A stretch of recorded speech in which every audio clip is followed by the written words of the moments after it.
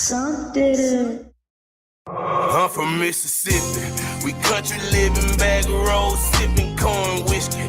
Collard greens and cornbread, fed thick women. The old schools on roaches, but them doolies mud gripping. Been in the field killing deals over yonder fishing. I reckon I can slip it, put in your good blouse and some.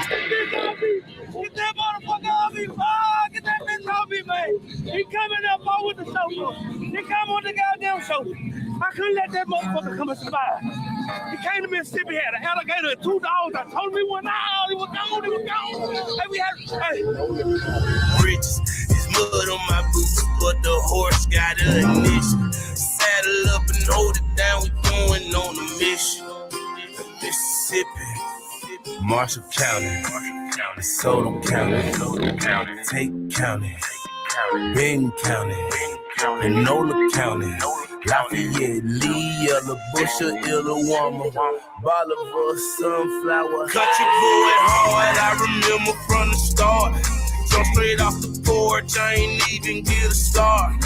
Ever since then, it's been neons and camouflage. At the top like chimneys, going up like a garage.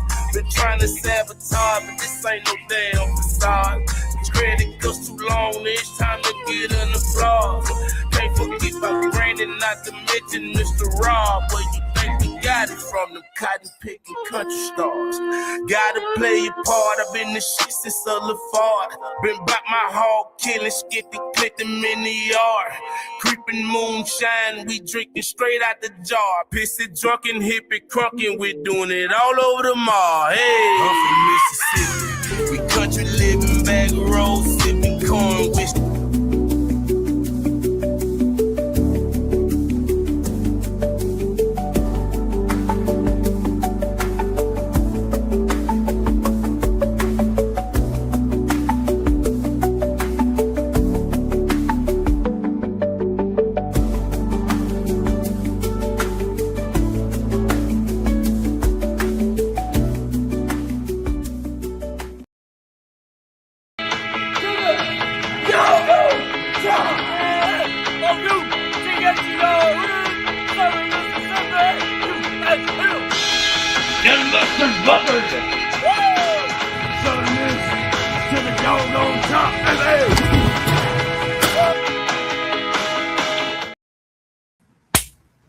Back at it, straight off the boys' youth football field. Your boy, I ain't gonna start it like that. How y'all doing? Welcome to the Mississippi Sports Show. We're all over the place tonight because I work like crazy, work like a dog, and I was able to bust my tail and get to the football field to see them youngins play. They hitting somebody, brother. I know football for us, it feels like don't start till whatever it is, September 5th or 1st or 2nd, whatever it is. I don't even know off the top of my head. I'm so excited to get on this doggone show. But I'm telling you right now, football happened in Madisonville, Louisiana today on a youth football field right down the road from me. And they was popping, they was hitting, they was wrapping up. And my youngest boy, got him a touchdown, brother. Got about old Matthew Reed, talking about Tyron Matthew and Andy Reid put together. Old Matthew Reed Arrington, bro, getting after it. I'm proud of you, boy. Parker putting your weight, the coach said, man, he puts them gorilla paws on you and just drops. I said, that's about right, buddy. Ain't no need to put all that weight on that boy. Just drop with the weight. And every time Parker makes a tackle, Big Park, he likes to call himself. Now, I ain't calling him big. That's what he wants to be called. Every time he puts his hands on them, he'll grab them and just drop. It ain't like he's jumping on them. Most of his tackles, they falling on him. But I know you didn't come to hear about the little Sippy boys. We going to get after it tonight, brother. I got Pops and Matt backstage. We going to get after it. Listen, I want to tell you real quick, I love y'all, but Jesus loves y'all more. If you don't know who the good Lord is, you need to get right, because at any moment during this show, I could have a heart attack and be gone. At any moment you watching this thing, y'all could be gone. It's get right as soon as you can. I'm going to try to do the same with my life. I'm the biggest sinner there is. I wake up every day thinking of man, my screen's going crazy right now.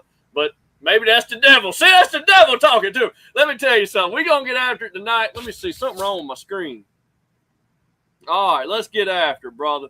Hopefully it won't keep spazzing out on Devil trying to get after me already. We ain't even 2 minutes in. Well, we 5 minutes. See, we're not 2 minutes. We're 5 minutes in. Let's get after it, brother. We got to talk about some guys that Southern Miss are kicking the tires on. And Mr. Matt was talking, brought some attention to there's a basketball player coming back to play for the Golden Eagles. Now, he ain't on the roster. He ain't been out there in the photo shoot. He ain't even been over there at Ward's eating a cheeseburger yet. But we going to get after it, bro. I love y'all. Jesus loves you more. And I'm going to tell you something. You think your mom and your daddy, your brother, your sister, your grandma, and all them people love you. That love ends, but Jesus' love goes forever, brother. I love y'all. Let's get after it.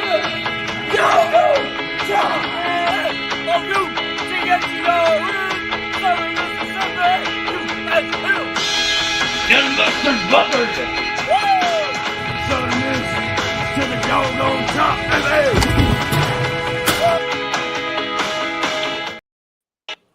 I want to tell y'all before we get into it, before I introduce y'all, before we do all that, you know my favorite part of that intro of the Southern Miss to the doggone top and all that shirt off on the bar at 4th Street. Y'all remember all my favorite part of that, Matt and Pop? My favorite part is when he did the old El Mustard Buzzard. That is my favorite part. I don't know why, but I love that.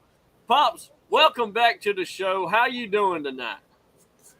Well, I'm doing preoccupied and handling a lot of stuff, you know. But now I listen to what you're saying about them grandyoungins of mine. I said, I guess, you know, that's going to be the Arrington version of the Blind Side. You know, Pop's going to be like, wait a minute. Did I see you tackle my brother? And I think he's going to get upset, and that's going to become personal with him. I think so, man. Pops, I explain this hat, man. Well, that's a pretty cool hat you got on there. Well, That looks like. Go ahead. Well, you got a UFO, unidentified flying up. I don't know about the UAPs and all that stuff. I was raised up there with UFOs. Correct, me too. And he's being beaming up. There's a Sasquatch being beamed up. That explains Is why we can't ever find him. This is the premier conspiracy theory hat. And since I am a conspiracy theorist, I got to wear it. Now, The only thing missing from that hat is the lesser known of the two would be old Rougarou. See, he don't get no love down here in the swamps, man. I mean, we love him down here. He's out of Homer. You know, we actually got a location on him. He's out of Homer. My grandma told me a story one time. My grandma was one of the best storytellers. Now, she never told, you know, Sally, Dick, and Jane or Tom Sawyer or nothing like that. You know, it was the Wolf Woman, and it was real. It was all over Laurel. And my dad and my cousin, they were on the police department, and they rode together in patrol cars. And they were on night shift. And they went in there. There was a little busybody waitress in that little cafe. And they went in there, and they told the story of this wolf woman. They got a call in. And for about 2 or 3 weeks, every time they went in there, they tell a different story. And she spread that thing. And of course, my grandma was in the grapevine. And for her, it was real. So we'd get them stories. And but she told me that Rougarou story. And I couldn't sleep. Pops, the first time I ever heard about the Rougarou, I believe in Mississippi, someone told me it was called the Boogaboo. And I said, with the B, with the Boogaboo. And I said, I don't know what that is. And then I got a little older, and I finally heard about out of Homer, the Rougarou, which is, you know, sir? What is that? So it's a cryptid, and it's kind of like a half dog, half Bigfoot, if you want to be honest. Kind of like the dog. That's kind of what the Rougarou is. And when people act up, it's kind of like Krampus. And when people act up, it comes for the bad youngins. They're going to come. And they say they even got one floated around, too, by the great-grandparents, you tell me, and it's called Sucky Bones. Oh, I don't like those Sucky Bones now. That's scary. Sucky Bones was a hobo. And he would go when he stopped in these towns. He stayed under a bridge, just a train trestle, and he would go, and these kids that wouldn't mind him, and everybody's window was up back in. He'd just snatch them through the window, and he'd go put them in a pit. and he had sucked her bones dry a little bit. My God, it sounded like my ex-wife. No, anyway, let's get after it. I see my buddy Patty Mac. Matt, can you hear us now? I can. All right. Well, listen, you got the best Irishman I've ever met in my life joining in on the show, brother. What's up, Patty Mac? Pat. Hey, what's going on, gentlemen? Can you hear me okay? Man, Yeah. I hear you not okay, but I hear you right in both of my ears. Let me tell you something, Pat. We've been talking about 3-week-long trip to Ireland. I study abroad, my final graduate course. It was great. Very transformative experience. I was sad to leave, but at the same time, I'm happy. And I'm looking to the beginning of the season. I'm most especially looking forward to when Southern plays Tulane in New Orleans. I will definitely. Against Big Hall Daddy. Now, listen, you went to Ireland. I want to get that out the way real quick. I got 3 questions. Pops and them might have some. I don't know. By the way, great pictures. I love the pictures you got from over there. My first question, was it hot? A little bit, because there's a heat wave in Europe right now, and it's even affecting Ireland, especially at the beginning of the trip. When we land, I mean, when you come from a place like Houston, you land in Dublin, you can tell. I mean, for their standards, it's hot, right? Yeah. But compared to Houston, it's pretty mild. But it was considerably warmer than I thought it would be. But then that started to kind of dissipate a little bit and started to rain, and they started to get more precipitation. So, wait, it rained while you were there? It did. Kind of off and on.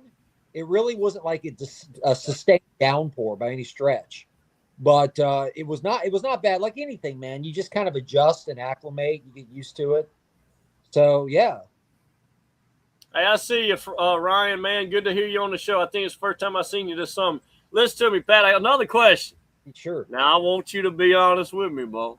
I know you in a relationship, and if this didn't count, this is what it don't count for, all right? What's the women like over there? Are they big women? Are they all red? Are they all redheads? Every one of them. Some of them are. Look, and Erin would kill me. Actually, she wouldn't. She'd probably smirk and laugh at what I'm about to say. Yeah, I checked out quite a few of the broads over there. Couldn't help but do it. You wouldn't be a man if you did, brother. The fact that you're admitting it, though, is a different story. Yeah.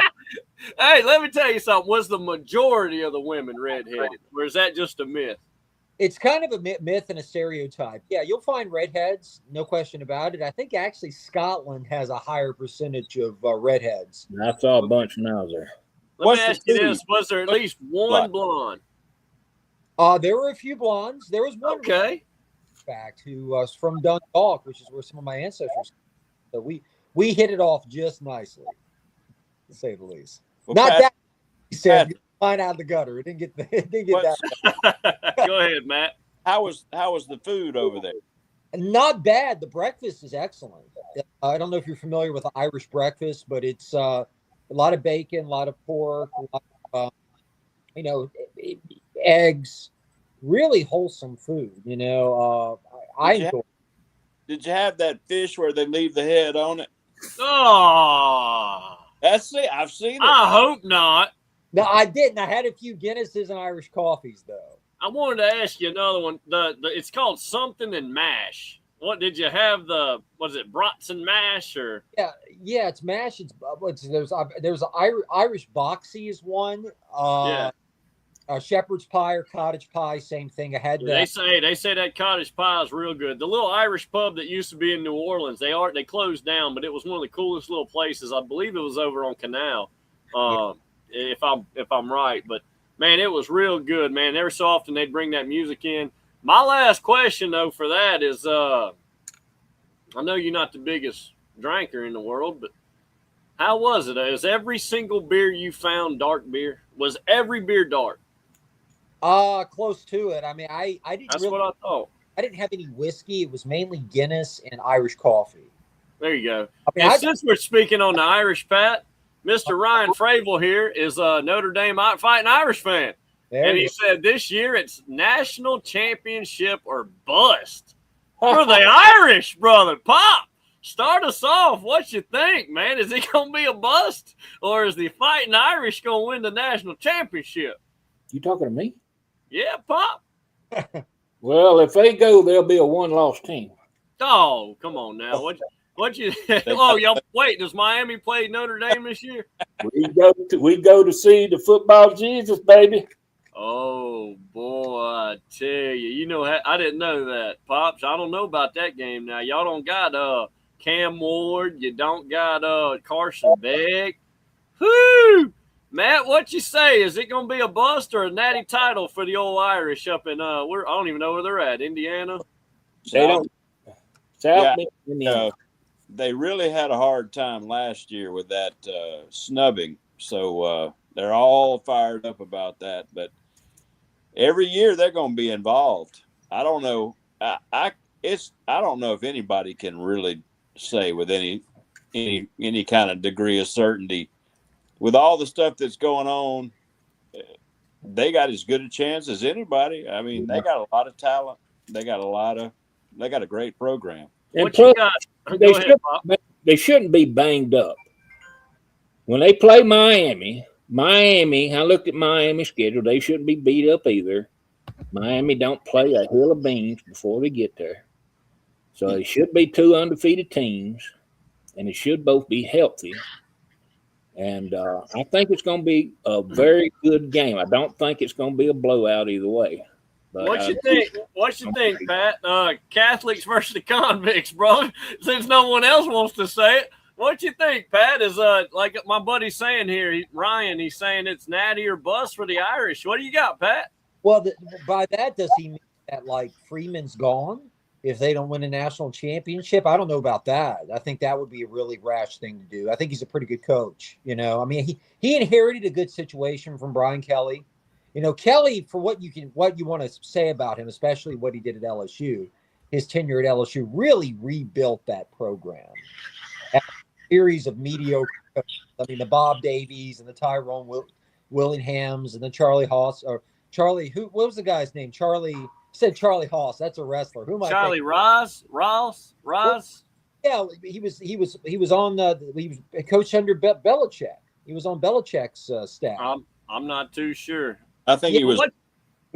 Yeah, but he was the head coach when Brady Quinn was their quarterback. I forget his name. Oh, Brady Quinn, one of the Chiefs' terrible quarterbacks. Anyway, what you think? Just a yes or no? Are they going to the national championship in your opinion? No, I don't know, Ryan. KC, welcome on the show, brother. Right now, the question on the thing is my buddy's chiming in. He's saying it's national championship or bust for the Notre Dame fighting. I almost said fighting Illini, Pop, but the fighting Irish. What you got, KC? Is the Irish going to the Super Bowl? I'm just kidding. The national championship? The Irish need to join the conference and quit whining when they don't. Oh, don't make it about that. The Irish need to join the conference. I'm going to say that. That was terrible, bro.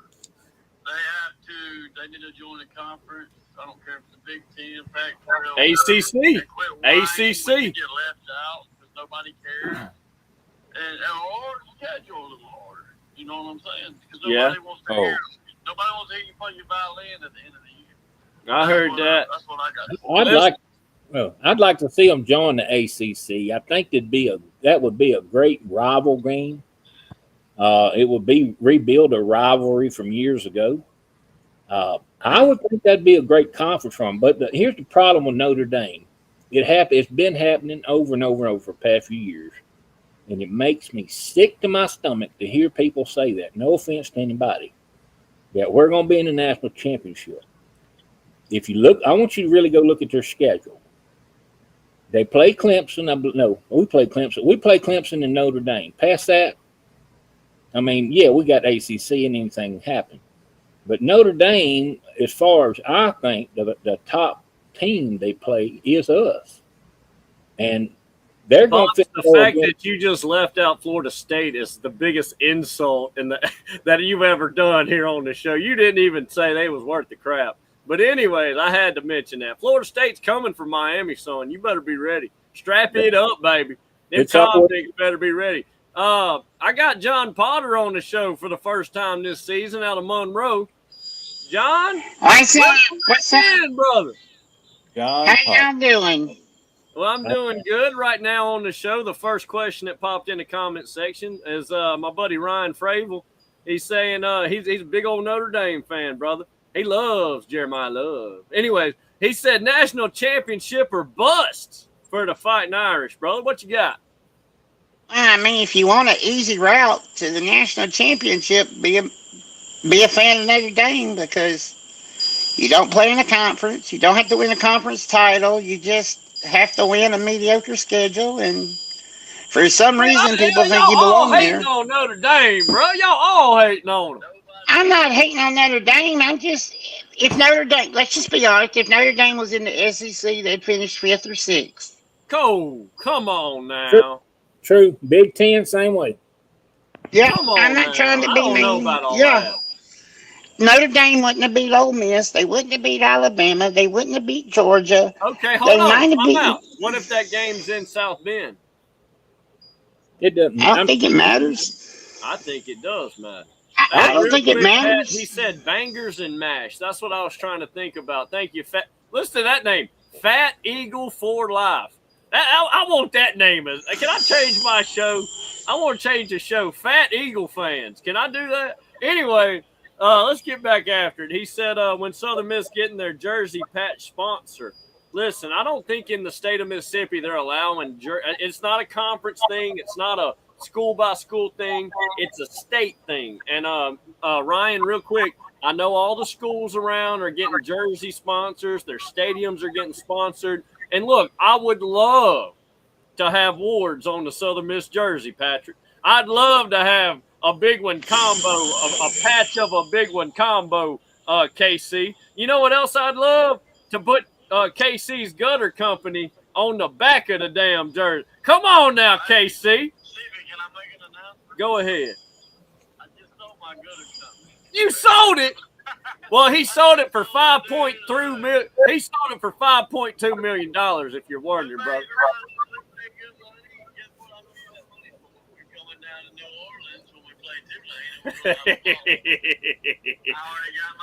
Hey, we taking over the boot, brother.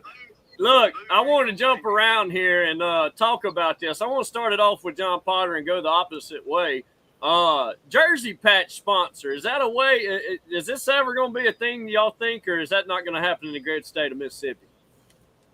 Yeah, I mean, I guess it would depend on, I don't really know the rulings in the state of Mississippi, so I couldn't tell you. Maybe I would think that as poor as Southern Miss is, if they could make money by putting a patch on their jersey, they'd have already done it.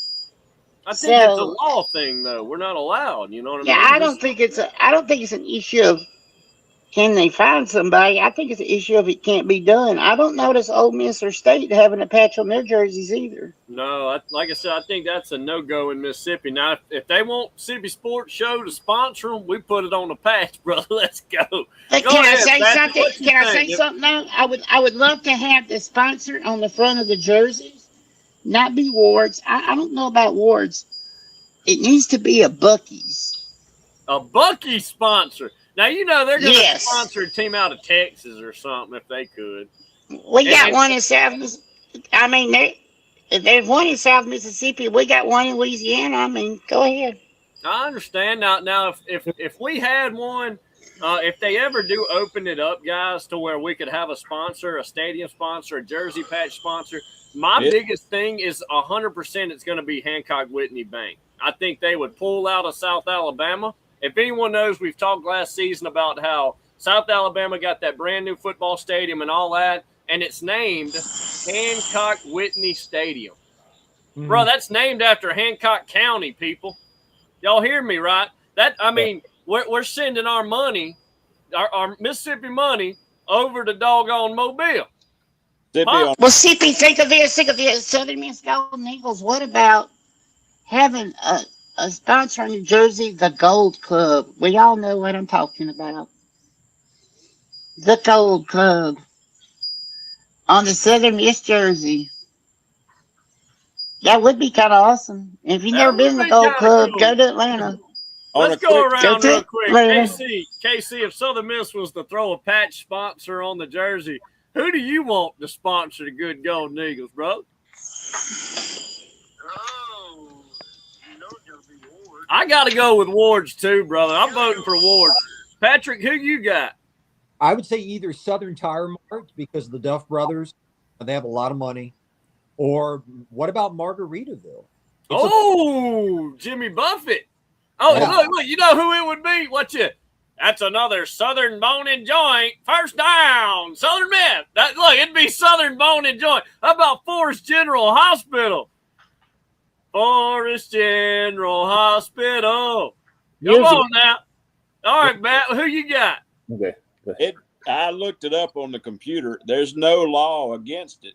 It said it's legal in Mississippi. It's just started this year, but I can't think of anybody. I mean, if whoever's got the money, I say go for it. It's just all it said online is it can't be more than 4 inches big. Oh, brother, so I make the cut. Wait. Anyways, Pops, who you got? What does it say about sponsor? Now, does it Wait, go ahead. sponsorship of teams? Sponsorship of teams. What does it say about that? Because that could play into that. Does it say that colleges in Mississippi can be sponsored by corporations? That's something else I think you'd have to look at. Or can stadiums be named after corporations? I give y'all one better, and I don't know their affiliation on where they went to school and all that, Pop. But what if it was Mossy Oak? That would be cool. We get us a camo jersey in Hattiesburg, brother. They sponsor. That would be a Mississippi State. That's up there. That's up there around Fort Okay, Collins. I didn't know all that. Pops. They might put one of them marijuana. You better. Anyway, we about to get kicked off. Listen to me, Pops. Who do you got, man? Who would you like? I mean, obviously, we just being funny here. But Pops, name something you'd like to see on the Southern Miss. Who do you got? I still got Wards, y'all. Now, years ago, I don't remember what show or movie it was. I saw a movie, and it was about like a futuristic football. And every player had sponsors that, like NASCAR. Every player had. That's where they were getting their money to play the ball game, and they had their own personal sponsors, kind of like NASCAR, Bass, Bass and all that. Me from Mississippi. Wow. Who you got? Well, I know they're probably a Southern. I know for a fact they're Mississippi State fans, but who? I was gonna say Howard Industry out of Laurel, but if it's out of Hattiesburg, you gotta go somebody. I don't know what that is. They build transformers, like for power lines and transformers. Relay. They're big state supporters. They're big state supporters. What I said, they'd probably be state supporters because KC, don't put that on the show, brother. Don't put that on the show. I knew that because somehow I was being recruited at that time by Mississippi State, and somehow I got a job in the summertime working at Howard Industries. I do not know how that happened. But that Pop KC said they probably treated you good. You should have stayed with them. Yeah. But no, I say, there ain't no money there. But Wards, the hospital. Well, what about Southern Prohibition right there? That's the ones that made the Southern Skies Brewer, the beer and all that. They probably ain't got no money though. Margaritaville, but I don't know. I think the one that makes the most sense, though, is the one Patrick said, guys, and that's the Margaritaville. I really do. Because, it's any casino on the coast. There's too many down there. How about the Boulder Lodge, brother? Well, here's the thing. The Gold Nugget. Is it worth? The Gold Nugget makes sense. Is it worth the sponsor putting their name there? We all talking about local and all this, but if I'm not mistaken, it is the Mercedes Superdome. No, ain't no dang way, Pop. How about a John Deere sponsor? No, I'm just kidding. Ain't nobody going for that. Old Puckett Reynolds. Hey, Pops, one thing you consider, the bigger the company, if they do it, they could use it as a tax write-off. So the casinos being a bigger company as they are, they could sponsor it, use it as a tax write-off, and it wouldn't affect them. Smaller businesses, it would affect them. You need to get the bigger businesses. Yeah, I like that. Now, going right back to that Miami Notre Dame game, Pops, my boy Ryan, he said he's going to be there November 7th at the game. Pop, he's going now. It's in South Bend. Yeah, I don't know why you're so confident on that game, Pop. But go ahead, tell us why you're confident in that game, and also give him some advice. Should he? Obviously, he's a Notre Dame fan, so it ain't like he's going in the thick of it in Miami. First of all, we have a coaching staff that has, that went to the national championship. We've really, in a lot of places, we've gotten better. I don't think we took a step back. For the majority of the team, we actually went a step forward. The only place that's a question mark is still, and I know he did great last year, and that's the quarterback. How is he going to fit into Christmas Ball? He's good. Well, you know what? Let's see what happens under center. You know, when the seconds start ticking, that's when it matters. You know, this ain't practice field no more. Yeah. And, he ain't at Tulane and he ain't at Duke. He's at Miami. There's a bigger, expectation. I agree. Well, there's a lot more pressure on him after the team went to the national championship last year. Man. I know it. And he's making a lot more money, too. This is another thing. Everybody raised Cain. Why did Beck get that money? We talked about it before, but, Beck didn't have to throw it. He just had to keep everybody together. Yeah. And that's what got us through, Miami through the tough games last year. I think that Miami's speed, physicality on the offensive line is just going to be too much for Notre Dame. That's what I think. Real quick, guys, the Boo Boo Bus number 2. If y'all remember the Boo Boo Bus, one of the biggest haters on the show, he's back, brother. And he said, Hooters. Heck yeah, brother. Hooters. And we want the Hooters in Hattiesburg, brother, to be the sponsor. No, how about Buffalo Wild Wings that's already black and gold? That makes sense. Well, how about since Hooters is closed? That don't matter. Hooters is shut down, supposedly, isn't it? What? It's been so long, I wouldn't know. Boy, that's an abomination to close old. Hey, Sippy, can I add something to what Pop said right quick? Go ahead. I think if you look at Miami's offensive coordinator, Shannon Dawson, people think he likes to throw it around a lot, but he's a really run-oriented coach who likes to play off the play action and quick screens. I think they're still going to run the ball this year. That's his MO.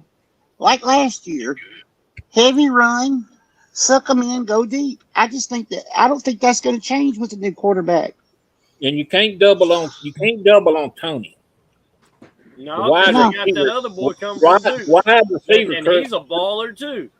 And all you got to do is Pop, Duke don't get no recognition. They don't get no media. They don't. If it ain't basketball,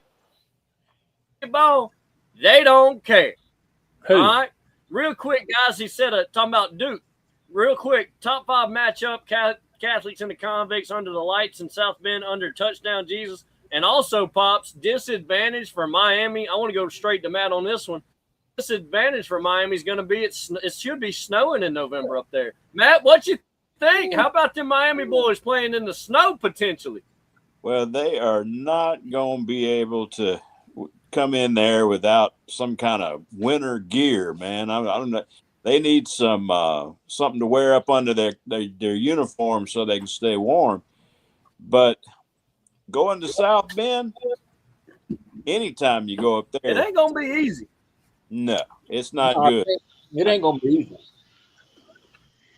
But that might grow that grass. Notre Dame get that grass and let it grow. Let that grass grow and slow them down. They got grass up there, don't they? Oh, yeah, and you if remember it's when Reggie snowing, Bush let came that to town, how they grass let it grow? Let that grass grow. Yeah, slow them down. But now here's my thought on this game, so y'all can hear me out. Yeah, I hope we do win. I'm going to put all my I ain't gonna put all my chips, but I'm gonna put a bunch of them in there. And I think we can win. But here's the thing: Notre Dame is a game we can't afford to lose because they're gonna end up in the playoffs. Their ranking's gonna put us in the playoffs, and we got to do is win 10 games. That's just it. I think that's a proven point. 10 and win. And Notre Dame is not. Hey, Ryan's saying that we got AstroTurf now. I guess they made the switch. Oh, okay. Also, Ratings done. I think this is a thing, Pops, right here. Says here, you can get a ticket Pops, for he said Mensa and Duke lost to UConn. Yep. You hear me? Do I have a bad connection? Do y'all hear me? Every once in a while, you're going in and out. Every now and then, though. You know how much it costs to get up in the game? $655 ticket. Wow. Go! My gonna, goodness, guys. Yeah, that's How too do high. people afford that? How does anybody afford that? One To ticket. go watch football? Athletes got that money. Barry Goat. Athletes got that money. But That's let the me tell y'all something. Do you worst. know the amount of people you could help with that much money? I could pay some bills with $655. Man, that's crazy. Patrick, what you think, man? I want to bring this right back up, man.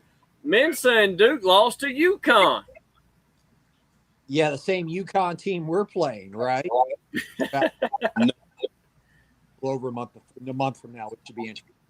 I was going to mention, I think we talked about this maybe a month ago, or we mentioned that I think Notre Dame, even though and for football they're technically unaffiliated or independent still, I think for all intents and purposes, like 5 of the teams they play are ACC teams. Yeah. That's correct. So in effect, they don't formally belong to the ACC for football, but they kind of do. And I think annually they play the likes of. They don't play in the championship game. It doesn't matter. Well, they get. In terms of strength of schedule and level of competition. They have their TV contract, and all the money goes straight to South Bend. Yeah, and which is, it's a great deal. Why? Why change that? Nobody would change that if they had it. Good schedule. Is it the SEC? No. Is it the Big Ten? They play a really tough schedule. They play Southern Cal. They play Purdue. They play. I think they used to play Michigan on an annual basis. So they don't props. KC, you there with me, brother? Yeah, brother. I'm playing What? FIFA. I ain't gonna lie to you. I'm playing soccer right now. I know y'all don't like You playing it, soccer? Dude, this is the best game in the world. Like a video game? Yeah, it's a video game. Bro, I thought you was out there kicking it around, bro, doing the show and playing. That's my Garrett Lumpkin. like this deer horn and she keeps throwing it around and making racket. I'm sorry about that. I heard that. Let me ask you something, though. We talk about Southern Miss chances to beat UConn, and that we talked about that on the last show. UConn is screwed when they get to this August September weather. Is that what? So you're basing our win off the weather? That's what you want to do, KC? So just because it's going to be a little hot, UConn's going to lose. UConn is going to battle the heat more than they're going to battle us. Come on now. That's a fact. Pops, where you at? Where you at on this, Pop? You said the same thing about Miami going to South Bend, so hush. No, it's different. It's different playing in the doggone cold and then playing in the doggone heat. This heat is different, bro. Hold up. You played at the root. Does the cold matter? Yeah, it does. I ain't going to lie to you. It's different. A bunch of guys from Stores Connect come down to Hattie's in the subtropical humid weather. I mean, it's going to be an adjustment for sure. Where you at on this? What time's the game start? What time's the game start? What time does that game start? That's a big factor. Ask your pal Jimmy. He should know. I believe it. Jimmy from Gretna. I believe it's a 4 o'clock kickoff. Last time I looked. 6:30. As long as they don't change it. 6:30. Oh, 6:30? Makes a difference. Makes a difference. Well, do you remember when California came to Hattiesburg? Everybody said, "Oh, this humidity is going to kill them." But I tell you what, it didn't happen that day. They had J.J. Arrington ran all over us. Man, he was good. Aaron Rodgers looked pretty good too. Rodgers. He Different. got sacked a few times. I enjoyed that. We had to toss him in the bag and let him out on that block extra point. Yeah. What was the final game? Was it 26-16? Or am I Something thinking? like Yeah. Southern covered the spread. I remember that. I remember the only time I've ever remember seeing weather really affect a team was Virginia. When Larry Fedora's team played Virginia here in the Rock, and they were up big at halftime, but they just melted away because it was like 94 degrees in the second half, and they couldn't handle it. Hey, Pops, does this make a difference? Miami hadn't won in South Bend since 1984.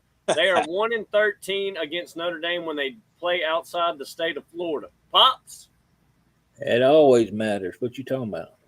Home field advantage.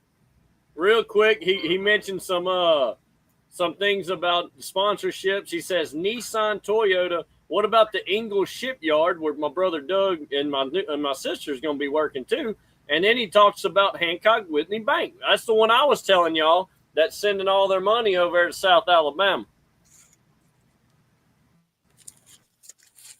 Also, go ahead.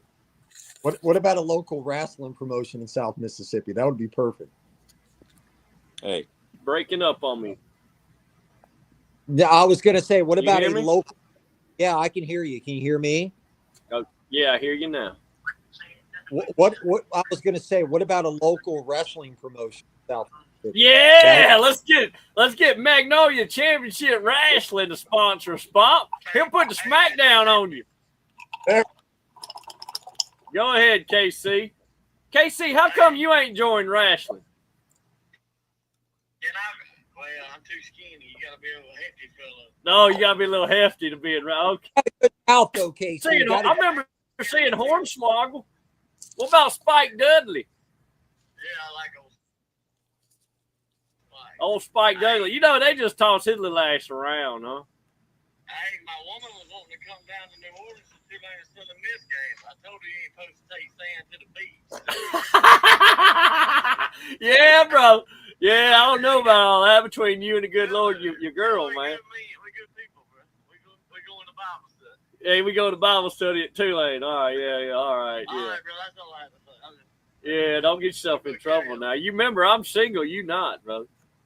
Oh, I forgot about that. If anything, I'm going to go help that girl study again. You remember that? Yeah, I remember that. I went and helped that girl study. Boy, that was some hard studying. I mean, real rock hard studying. Anyway, we ain't going to get into all that. Wait, come on now. There might be some youngins out there watching. I know the good Lord watching. I got hooked. Listen to me. He said, we got Texas, Bama, Auburn, Michigan on the schedule this year over the next 5 years. We've had Indiana, but they chickened out. Texas and Bama are also trying to back out. Sounds scary to me. Listen, Ryan, I think a lot of that has to do with y'all probably scheduled them and all that when they was moving conferences and all. I don't know, man. I'm just being real. I don't know. But I don't know if they're scared to play Notre Dame. The SEC, the SEC moved to 9 home games, I think, 9 conference games. So they're going to lose some of those road games against teams. So, I mean, that's going to happen because they went to 9 conference games, I think. Go ahead, Matt. I looked, it said elite powerhouse schools. Talk about the patches. Top programs pull in $17 million to $20 million annually. For example, Notre Dame secured an annual deal worth up to $20 million with SoFi, and Ohio State brought in $17 from J.P. Morgan Chase. We need to get us something for $17 million down here in Hattiesburg. Man, Going by those numbers, Southern Miss get $2,500.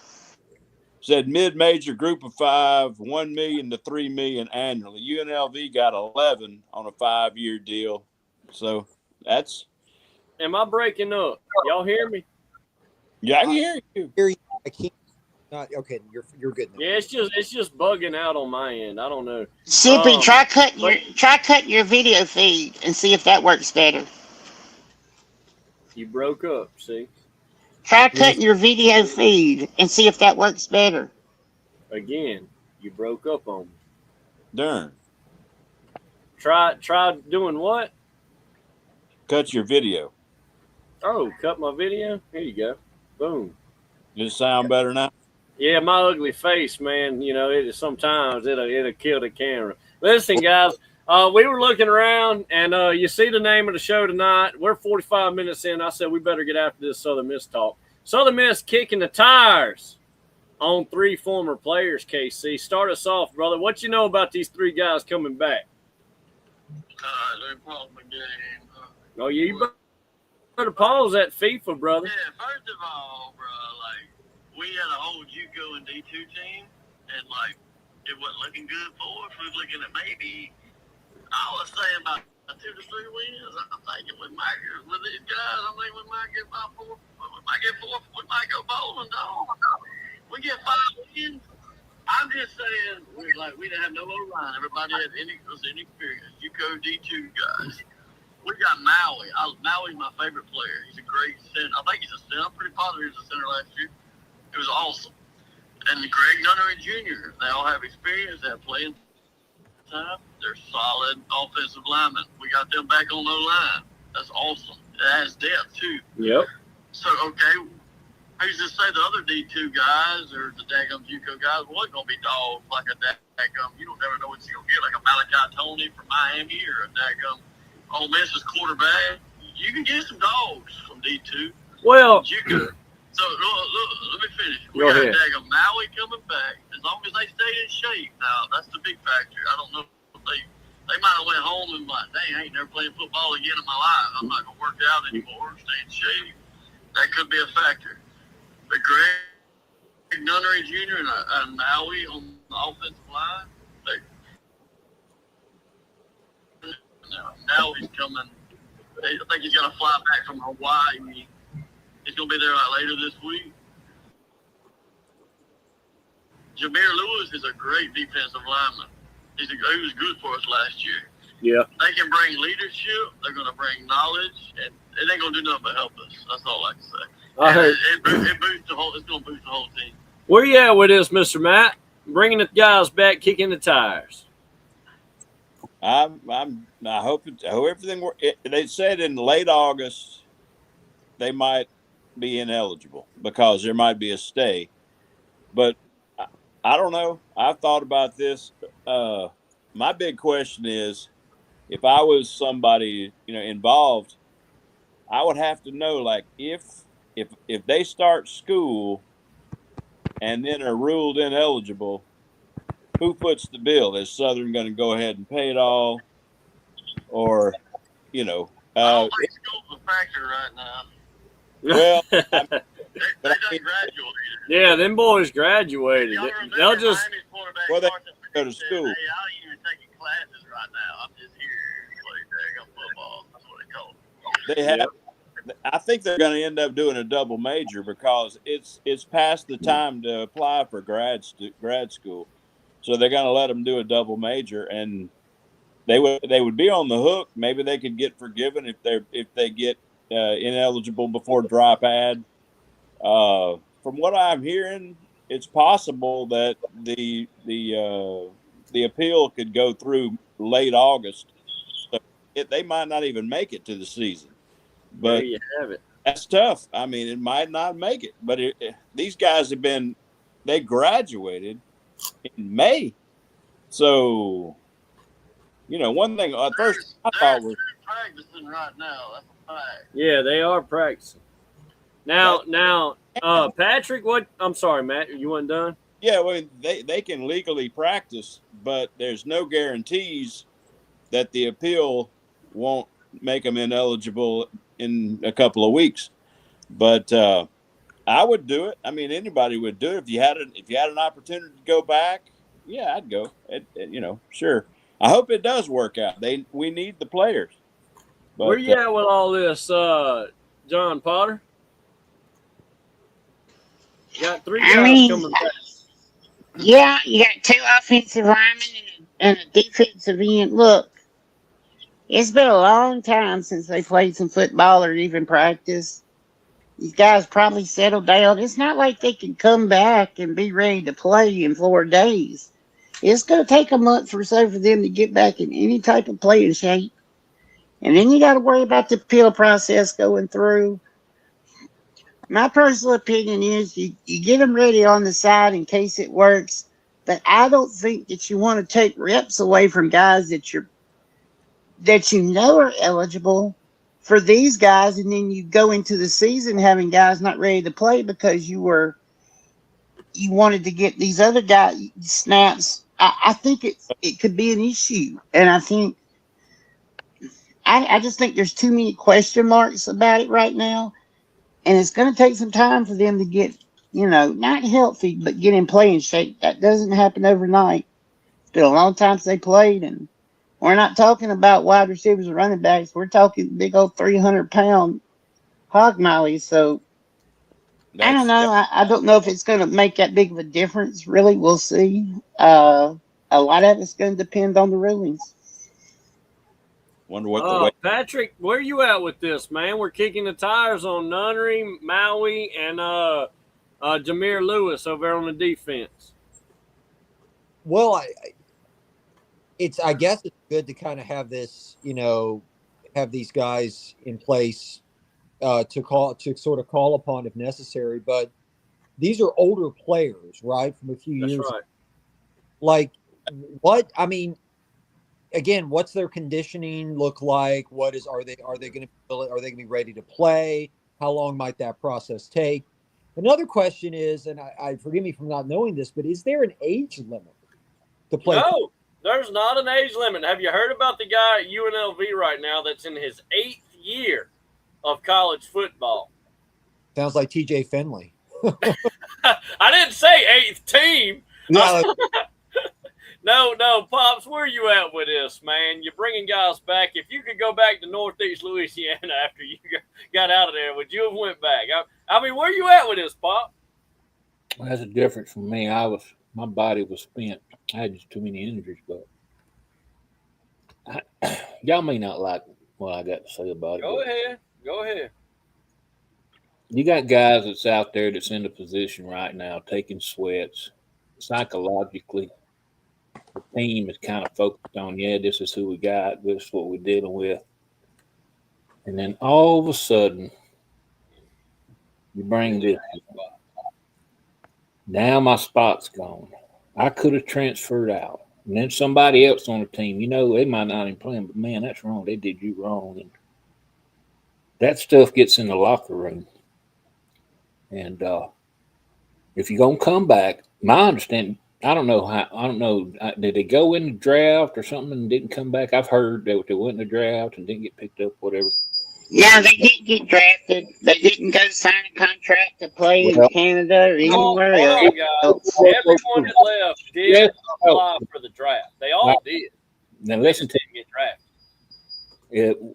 I don't know. Things change unless things change from when. But once, like I say, it's been 30-something, almost 40 years ago now when I played.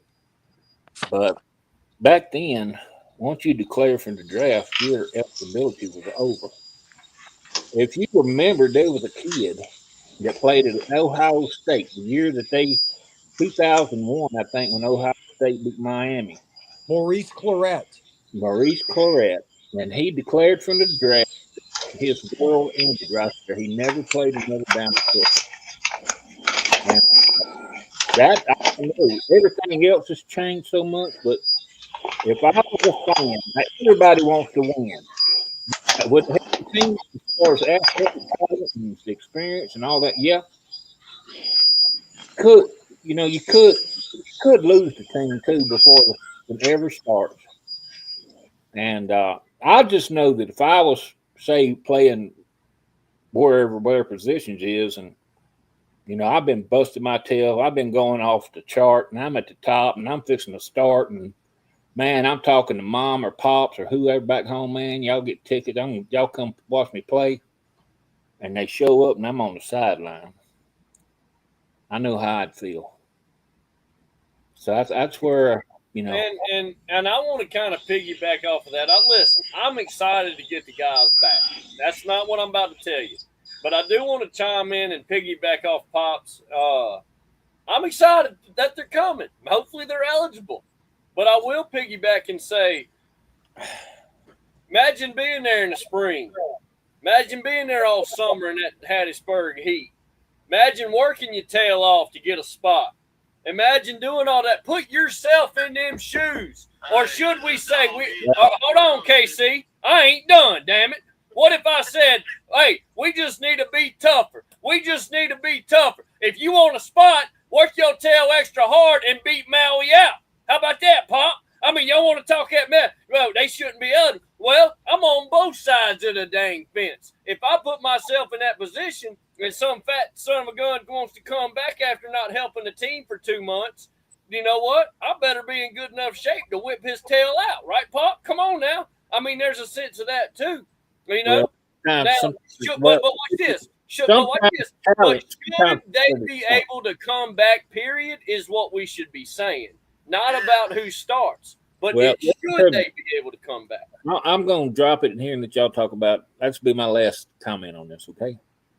We have talked several times, even last year, about this transfer portal thing and everything, and the loyalty to players to the schools. And in this case, my question is, at what point do we have the coach loyal to the players?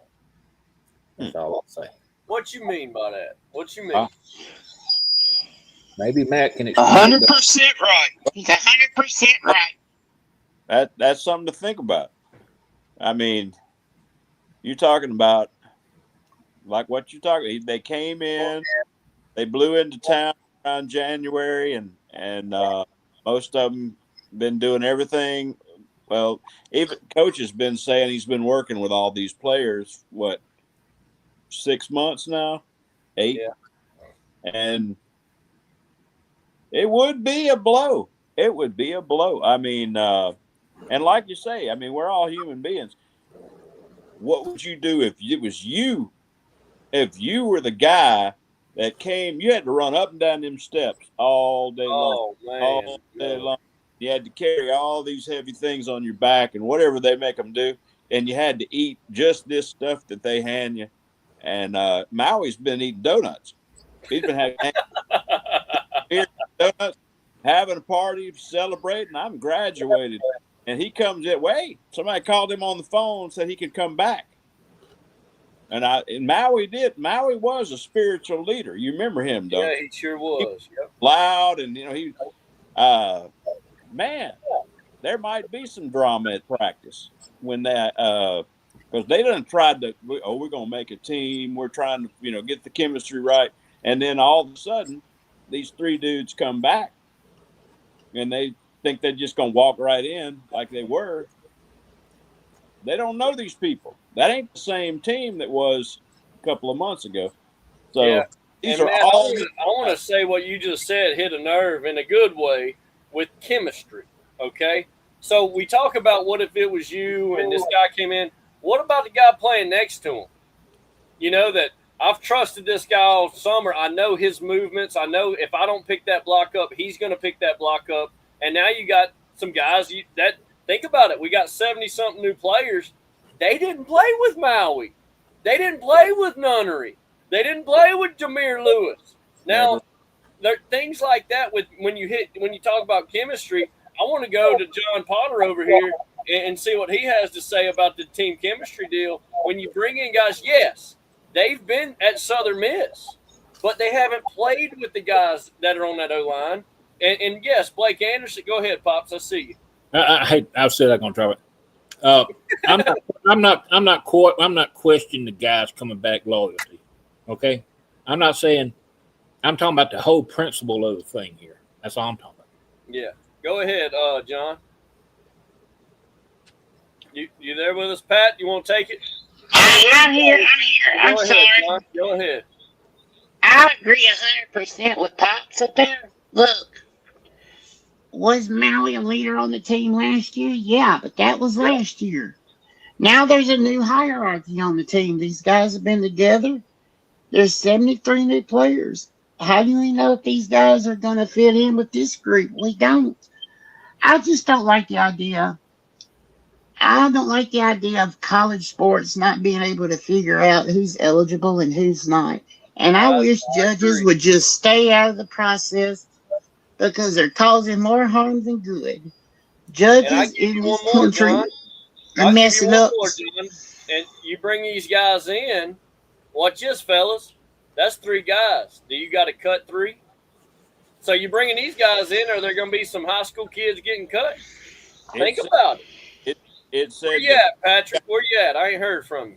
Yeah. I just think it's unfortunate that college football has gotten to this point where it's, you know, we don't understand. Like there just seems to be this lack of you know, this is the right way to do it. This is the wrong way to do it. There's very little transparency. And I just think that I think there needs to be some authority figure in place, a commissioner or someone like that, to kind of just lay the law down and say, this is the right way to do it. This is the wrong way to do it. And there shouldn't be any kind of in between or middle ground. Otherwise, you know, we're just going to see utter and absolute, you know. Yeah, I use the term, Pat, like it's the Wild Wild West, but there needs to be like a police, right? There needs to be a police over this. Go ahead, Matt. I see you, brother. Hey, they got a bill called the Protect College Sports bill over there, and the You were Senate. texting me about that. Go ahead, explain that to me. I don't know nothing about this Nick Saban thing. It didn't pass. That bill is supposed to give the NCAA the ability to not, that it's going to limit the class action suits, which is what this is. That case that got all these people eligibility was originally only about 3 players, but that judge came in and turned it into a class action suit. That affects golfers, basketball, volleyball. That affects everybody. Yeah. There was only supposed to be 3 people, and that is one judge. One judge in the whole United States, a woman, decided because she can. And woman? What? I think. No, I'm just kidding. But I'm telling you, that thing that they got in the Senate that they didn't talk about. They went on recess until about the 3rd week of the season. They might bring it back up again. It's still, even if it goes through the Senate, it's got to go through the House. Nothing goes through the House. It's supposed to give the NCAA protection from all these class action suits. Go ahead, John. I hear you. And you know what happened? The SEC and the Big Ten, he hauled around and made a big deal about it and made getting this thing to the floor a lot later than what it should have been because they really don't want it. Let's just go ahead and say the SEC and the Big Ten split off and join your own league, make your own money. Here we go. Here we go, KC. KC, where you at, bro? You got anything on all this? I really don't agree with a lot of what everybody's saying. That's fine. That's why we're here, bro. What I'm trying to say, I don't like to do Asian college football, but that's where we're at. If you adapt, you go extinct, and I'm happy it happened to us. And again, and like I said, on this situation, I am, and I'm. It's very rare that I'm on both sides because I'm on the side of should we even allow them to come back, right? And I'm like, if you graduated, if you declared for the draft, if you're already gone, yeah, you shouldn't come back. That's the way it is. But if look here, KC, if they come back, does Southern Miss get better? And I want my Golden Eagles at the best they can be. Y'all understand what I mean, guys? We was in the shit tank with us, you guys. So Sippy, let me ask you a question. Ahead, Sippy, John, I want to ask you a question. Y'all, he hauled about my if you Big shout Ten out and that SEC. one more time, I'm gonna have I just like that word. Yeah, it's good. Gloom, despair, and agony on me. But anyway, I'm talking about the Big Ten SEC splitting up. I'm sorry. there's not going to be a day anytime soon where Southern Miss is going to be able to compete with SEC and Big Ten teams. They have set this thing up. The money is set up in a way. It's not going to happen. You know But- how Split them hard off. Let them go do their it is. It's thing. in my gut. But wait a minute. That I don't like it either. Wait, But we got to be honest. When you think Southern Miss is going to be able to compete with Yeah. SEC and Big Ten schools? it's going to be a paycheck game like it always was. They got to be on that list. If Sippy was talking about it last show, you want 4 SEC teams on your non-conference, you're going to get $8 million. I'm So, with it. yeah, I mean, if they allow, if they're in the same 138 teams and the win counts, then they're still in there. You're still eligible. Most people don't want to do the 4 SEC or whatever, but if you got 2, and this year we got 1 going to pay us $2 million. So Coach Hall said when he went to Kentucky, they only played half a game and they got the check. You remember Coach But Hall I'm telling y'all, the SEC is already going to a 9. I remember that. The They quit. SEC is already going to a 9-team conference schedule.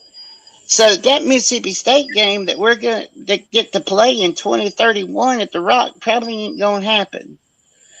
They're already shutting down the amount of Group of 5 schools are going to play anyway. You're not going to get that many. They're only going to have 2 a year because they're playing 9 conference games. They're going to play a FCS school next to the Well, last John, game of real the quick, season real like they quick, do John. every year. Real quick, John, that we don't have to just schedule the SEC. We can go to the ACC. We can go to the Big Ten. I understand SEC's kind of doing their own thing, and they have been for a while. Pops, I see you. What you got? Well, see, this ain't just got to be football. I mean, this can be basketball too. I mean, you know, try to be a opening game for North Carolina or Duke or, you know, some big basketball any Big Ten team. Pops, are you trying to tell Southern Miss basketball to play Duke or North Carolina? Yeah. Oh, I'd love Pops, you better go on, boy. Well, That won't ever happen because it's going to hurt their RPI and their net ranking. Oh, yeah, Southern that's- Miss is too low. that's where a lot of people ain't known. This is where they're trying to sweat. Some of this is just like we was talking about Notre Dame before their schedule. Yeah. Some of this is called Notre Dame. Oh, everybody's still living off the 4 horsemen. You know, Yep. Notre Dame. I'm sick of hearing them. I know they beat our Pops, team. did you say the 4 horsemen? Yeah.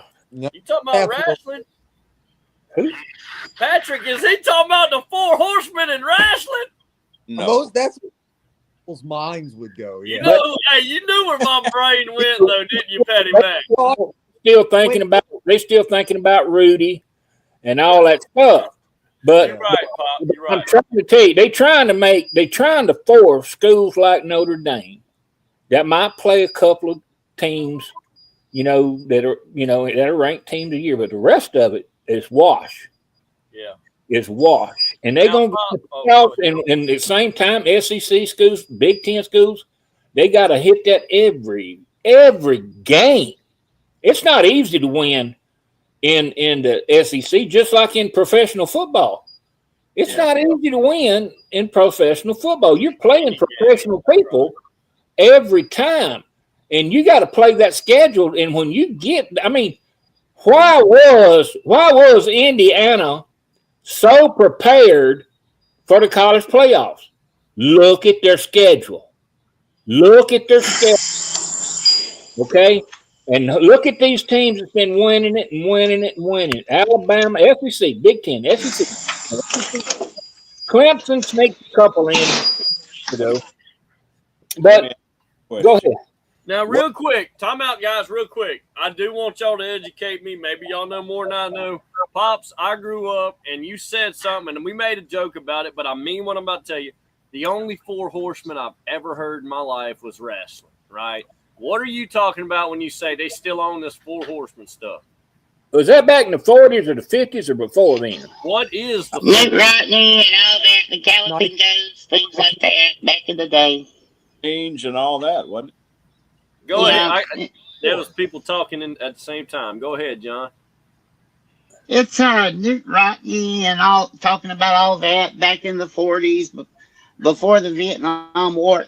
I want to make a statement right here, and we're talking about, the differences. SEC schools, even Mississippi State, has an NIL budget of, say, $15 million. What is Southern Miss? Maybe $1.5 million for their team? Yeah. So you tell me that it's equal, that they're on an equal playing field right now. You tell me they're that's not. an even Come playing on field. now. John, Even So in why not baseball, let even them go if and have they're the John, why not let them go have their own thing in football?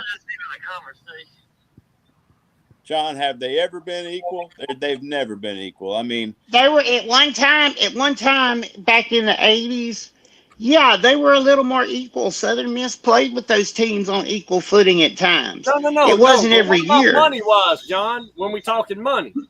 no, Yeah, they it were. was different back then because there wasn't the TV deals, and the conferences didn't have the TV money back then. That makes a total difference. TV Yeah, has go ahead, ruined this Matt. thing. Go ahead, Matt. You're missing something. See, if you remember Ole Miss in the 80s during John Forcade, they didn't win many games, but they always had more money. I mean, there's always, see, this whole thing that everybody seems to be so caught up on has always been. Now, the reason Southern was getting all those players, the reason I was told they would reject them at SEC schools because they might have a 12 on the ACT or something, and they would come The down here. reason Southern Miss was getting all the good players like that is because there was no other option for them to go. There was no South Alabama. There was no Troy. There was no ULM. There was no La Tech. That's why Southern got the players. It had nothing to do with money back then. It was availability of playing time, and Southern Miss had that, so they got those players. That's why. Go ahead. Hey, Southern go was ahead, good. Pat. What you got? You also remember Hold on, Matt. What you got, Pat? Hey, both are correct, Matt and Mr. Potter here. It was a situation where at the time the landscape, particularly in the South, for Division I football, you had the SEC schools, and you had Southern Miss, right? An independent, that was, Division I independent in a region of the United States that had a lot of talent, right? So if you were a kid from Alabama or the Florida Panhandle or Louisiana, and you weren't quite whatever good enough or didn't have the academic qualifications or prowess to be accepted into, at LSU or Alabama or Mississippi, whatever the case might be, Southern Miss would be an ideal option because at least you were playing Division I big time football, and a number of the games were televised too, because Southern would play 4 or 5 SEC opponents a year, so you would get that national exposure, that TV exposure as well. Go ahead, Matt. But also, there was no choice in the matter. I was alive then. All anybody ever wanted to do was have more than 4 home games a year. Do you remember? I remember that. There was only 4 home games because you don't have a conference. Oh, we need to get in the conference. Oh, we need to get in the conference. They had the Liberty Bowl Alliance because they couldn't go to a bowl. They So weren't. Matt, even back then, nobody wanted to come to Hattiesburg. It still stands true. Well, Man, they- Hattiesburg is a terrible destination. There ain't Ask Florida State what happened when they came to Hattiesburg. It was ugly. People didn't come down here to play. There ain't but It 35 wasn't. years. If you go to a bigger stadium, you get more money. It's all that's simple. I mean, but what I'm saying is, everybody. When I was going to the games during all this, when we got to go to Georgia, then we got to go to Tennessee, and then we got to go to Penn State. Nobody's going to travel to Penn State from Hattiesburg, wherever. Now, But everybody was excited about it, Matt. Remember? We were all excited we got to play them teams, man. Yeah, I'll say Because this, Conference I'll say this. USA, when it came out, was the premier non-power conference. It was the best non-power conference in America. Yeah. Conference I do know USA that. football was good, and it No. went and beat SEC schools. That I was want to mention this too, guys. I want to say this too. Another thing that's changed since those days is the ESPN Plus. Okay. So I know everybody hates on that. I know that. That's not what I'm saying. But just say that we did that again. Say that we did only have 4 home games a year. Just say that we went on the road and played nothing but big schools. You know, and Matt, what you're talking about back then, you know, it was sporadic. Maybe they were on TV, maybe they weren't. But right now in today's world, Pops, it would be all over. Every game would be on TV. Yeah, you can't go see the Golden Eagles. Yeah, you would only have 4 home games. I understand that. But be honest, who's going to the home games right now anyways? There you go. That's let me tell you, it don't matter if you got everything people asked for and you gave it to them, they would want something else. Nobody, all these people that gripe and complain because we don't have but 10,000, we don't have but 15,000. That's because human beings are never satisfied. You know, if you recall, last season there was no money game in Hattiesburg. There was everybody called, that's Mississippi State. No, it wasn't. We didn't travel anywhere and get paid anything, and right. we balanced the budget. That was a full stadium. That was a good for 30 minutes. That was a good game. Yeah. We forgot about that because we don't have but one SEC's team because people, most of us, and I'm included, we're idiots. Because do you really want to go to 3 bowl games and have to travel around? Southern Miss ain't going to finance a run to the playoffs because the fans ain't going to go and spend thousands and thousands and thousands, throw money away like Ole Miss. We don't have it. Our fan base. Well, it would be, and I hate to say this, guys, but Ole Miss also has LSU, Alabama, Tennessee, Arkansas, Florida, Georgia coming into their stadium.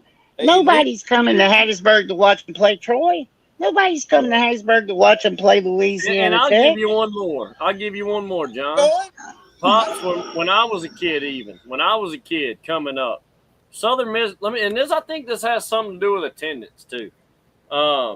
Patrick, you can back me up on this too, maybe. But when I was a kid, I was born in 93.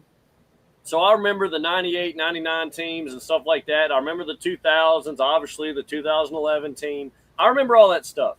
But I also remember, Pops, the only way we could see the Golden Eagles home games was if you went. Okay? We weren't on TV at home in those conference games. We weren't. So the stadium, to see Southern Miss, to see the game, you had to go. And ESPN Plus, I don't know how much money we're making from those deals. I don't know. But I do know this. I mean, is it more? Was ESPN Plus contract and Sunbelt and all that, is that more than what we were getting out of ticket sales for everyone showing up to watch the game? I don't know. But I remember when because you got to take thinking about you're paying for everything out of it. Go ahead, start over. Yes. I didn't hear you. Yeah, I'm sorry, buddy. What I was saying, yes, the TV. That's why I said TV has ruined college football. You have to have a TV contract, and part of that contract is ESPN Plus games that you put on. That the Sun Belt gives you TV money. All schools have it. The SEC, the SEC Network, SEC Plus, the ACC Network. They also have games on ESPN Plus. It's just part of it now because you need that money. Because the money, they give you enough money to keep you on that string that you can't let go because you'll go bankrupt if you don't have it. Go so, ahead, yeah, Pat. you have to put those games. Go ahead, Pat. Pat, you go ahead, Mr. Matt. You go. Go ahead, Matt. Go ahead. I have a relative that has been the business office for the whole Southern Miss for 25 years. The truth of the matter is, there's never been any money in the athletic department, and it's probably never going to be any money in the athletic department. It's read back years ago when we were doing all this. We're going to Georgia, and we're going. Do you know how much it cost? They don't go to McDonald's when they go. They're gonna go get all. They barely break even on they going way off to Penn State. That ain't no $100 trip. You got 100 people going. You got to feed them. You got to do all this. And the money, we're going to go to the Liberty Bowl and we're going to get $2 million. By the time you figure it all up, you're in the red. I like that. Yeah. I know. I asked her. Matt. Well, I'll bring it up to you as well. Go ahead. But right now, there is the Duff Center. Back in the old days, you were doing good if you had a cinder block room to go. If you had a bad ankle, sweep it up. Let's get this man a table, because there was no Duff Center. There was no $30,000 in the players' pockets. There was no. Did you see them little things they put on their helmets now? Yeah, the Guardian caps. Yeah, just came up. We wouldn't have been able. They got the most beautiful weight room you ever saw in there, and that they got all this sports medicine. It's better now for the players and for everybody involved, but the people, as a human being, you have to think we can't be happy. We want to be like Ole Miss, because our friend down the street. I just want to be like South Alabama with a practice field that's closed in or a roof. I mean, I just want to be like what about Orange Beach High School? That's got a covered practice facility. Hold on, KC. What about Gulf Shores High School? Y'all heard me. High school that's got a practice facility with a roof. I mean, let me ask you. So hold on, guys. Let me ask you something, Matt. If you was a high school kid and you don't care where you go to school, right? And South Alabama or Southern Miss is offering you could either go to Mobile or you can go to Hattiesburg and not throw the cities out. Look at the facilities at South Alabama and look at Southern Miss. They just got a brand new stadium. They host the Reese Senior Bowl. Hold on. They got a roof over their practice field, and we're sitting here talking about a Duff Athletic Center that every school has. We're talking about a cylinder block room to wrap ankles that every school has. What you're saying is, yes, the stuff you're saying is nice, but in comparison to schools that we're supposed to be in conference with, we are so far behind. Is it nice what we have? Hold on. Be grateful for what you have, and I'm grateful. But at the same time, when you start trying to act like we have all this nice stuff, look right down the road, less than an hour away. They got way nicer stuff, and it's newer. And we're sitting here pressure washing the rock, thinking that pressure washing is an upgrade. How long is it going to take to redo the damn Reed Green Coliseum? Well, first of all, the game ain't won in Section B1. The game is won on the 1 yard line, and that's all. I get so frustrated with being happy with what I got. If I'm a homeless man out there doing meth and shit, am I supposed to be happy with what I got? No. Some are. You should always want more. You should always want better. I'm sorry. We are a pitiful excuse for a college football program. Y'all can say what you want. You have Sippy, nowadays, hold on, let me just say, guys. Nowadays, it doesn't matter what your facilities are. It matters how much you can pay players. You pay a player more than South Alabama pays, and they'll come here. Let's talk about paying players. So South Alabama, Troy, who else in the conference? They're all in the same spot. We're all paying them about the same. I mean, come on, guys. If it's about money, What Sun Belt team has all this money that's paid? We're just trying to win the Sun Belt, people. Let's talk small talk. And Yes.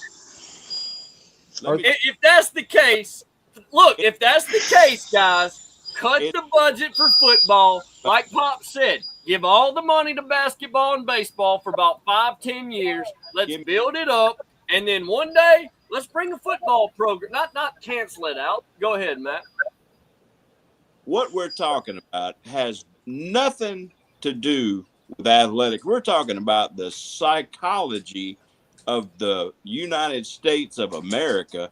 People, it's a miracle that there's enough players that still want to get out and put on the uniform and play. I went to a baseball game down the street, and I wasn't impressed with the baseball. What I'm trying, I got a point. They, about the third inning, they stopped. And I thought, well, something they must be out of baseballs or something. They took a heat break. And I said, man, you know, what's going on? So they want to take a heat break. What I'm saying is the mentality of the population of the United States of America. If you try, there's an old saying, if you try to please everybody, you ain't going to please nobody. So if we're going to get up in here and we're going to say, well, we're going to get us indoor practice facility. You know, we just want a roof. Just give us a roof. We can close it in 5 years. Just give me a roof. Let's get a summer yard.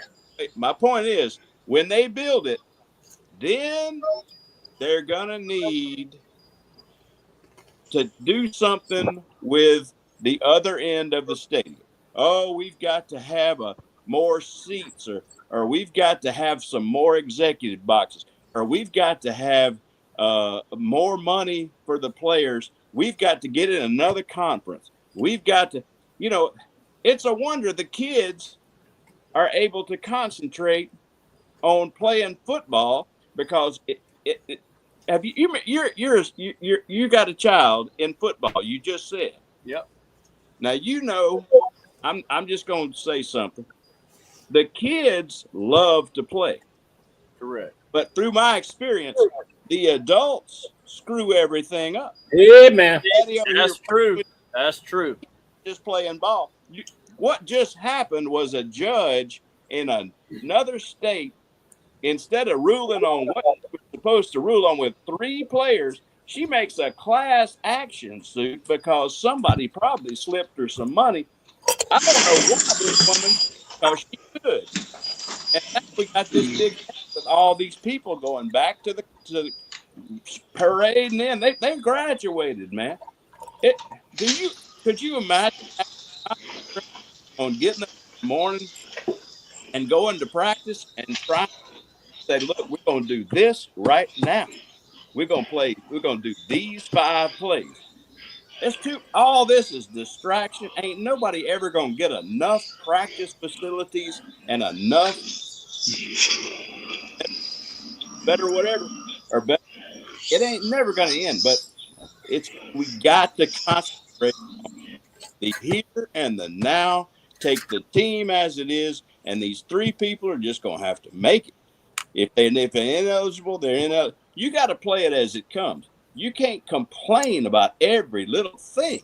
If you're going to complain, that's all. A lot of people are only happy when they're complaining because that makes them happy.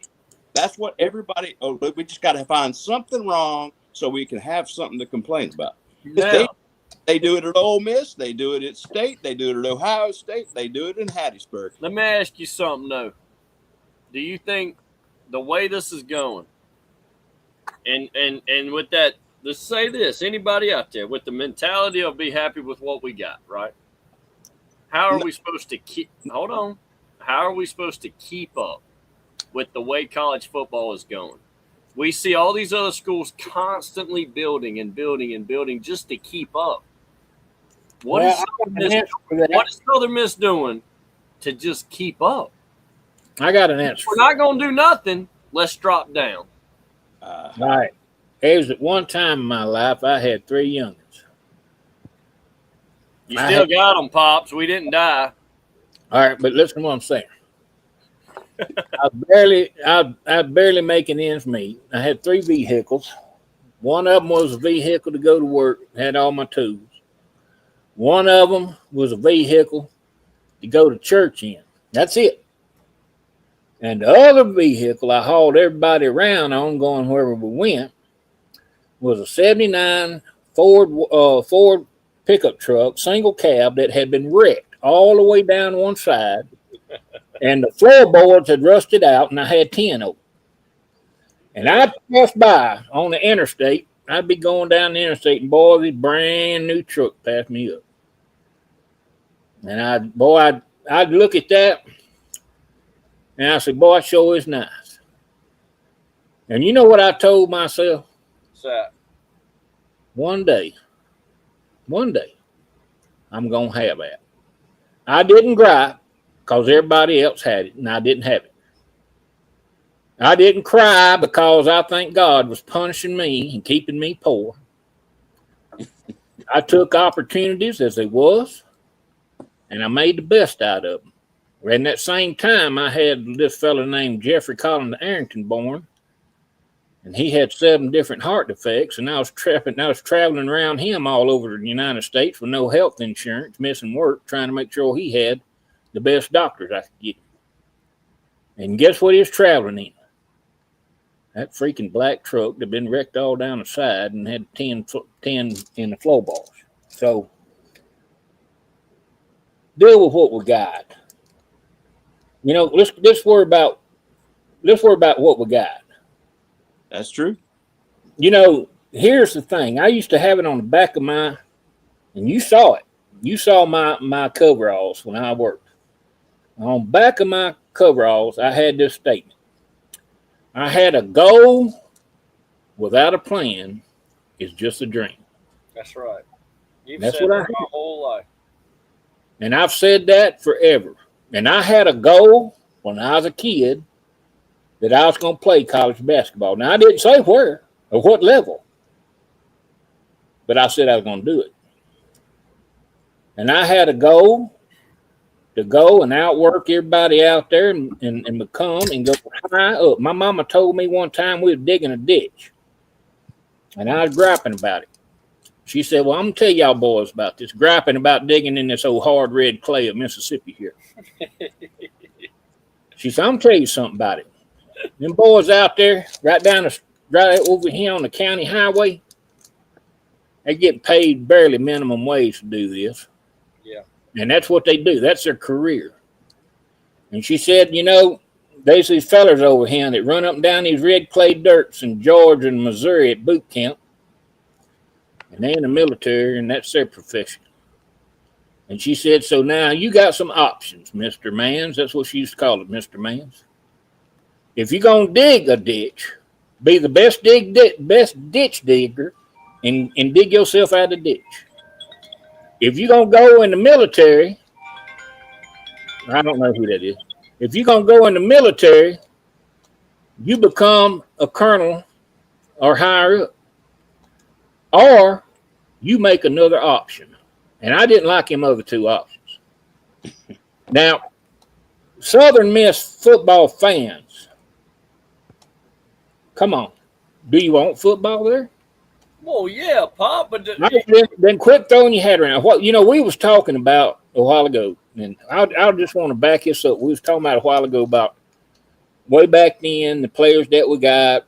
Yeah. You know, they couldn't get in here and they couldn't get in there, and like Southern Miss was, you know, they wasn't good enough everywhere else. Well, hey, Marchant Kenny, big hoss. So let me say something. If any of them players happen to listen to this. Yeah. Now, I'm a Miami Hurricane fan, been since 1983. But I'm a USM fan. I never hardly missed a home game for I don't know how many years. I know that's right. And I watched a bunch of y'all play ball. And I want to thank you for us being your second choice. And I'm so glad you was our second choice and that you was a blessing to us.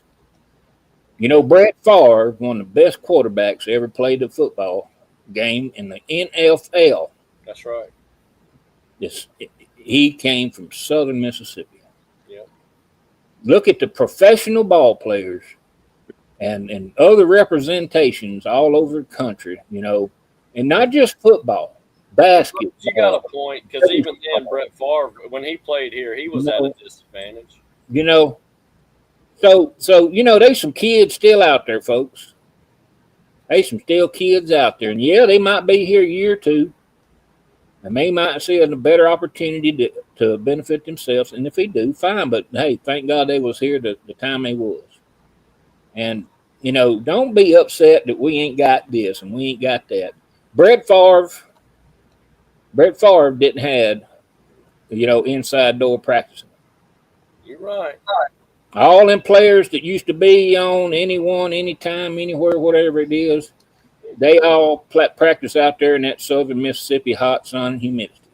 Yeah. It ain't never decided the football game, and it ain't never going to start. All them schools got inside facilities. Those inside facilities have not won them one football game. But it brings players. Hold on now. It's a draw. If they play in the South, it's beneficial for them not to have one. So they're acclimated to the outdoors anyway.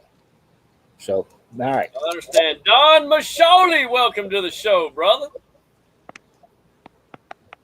You still there with Don? Oh, I think Don came and left that quick. I don't think he thought he was on the show. But what you got, Pat? Just so you guys know, I need to get going. About to head to bed at work tomorrow morning, but I just wanted to tell you guys, excellent show, great job. Pops, great testimony. Just, you know, what you said is 100% true, and it was really touching, and I appreciate that. Just a couple of things, though. Just kind of a hypothetical question for you guys.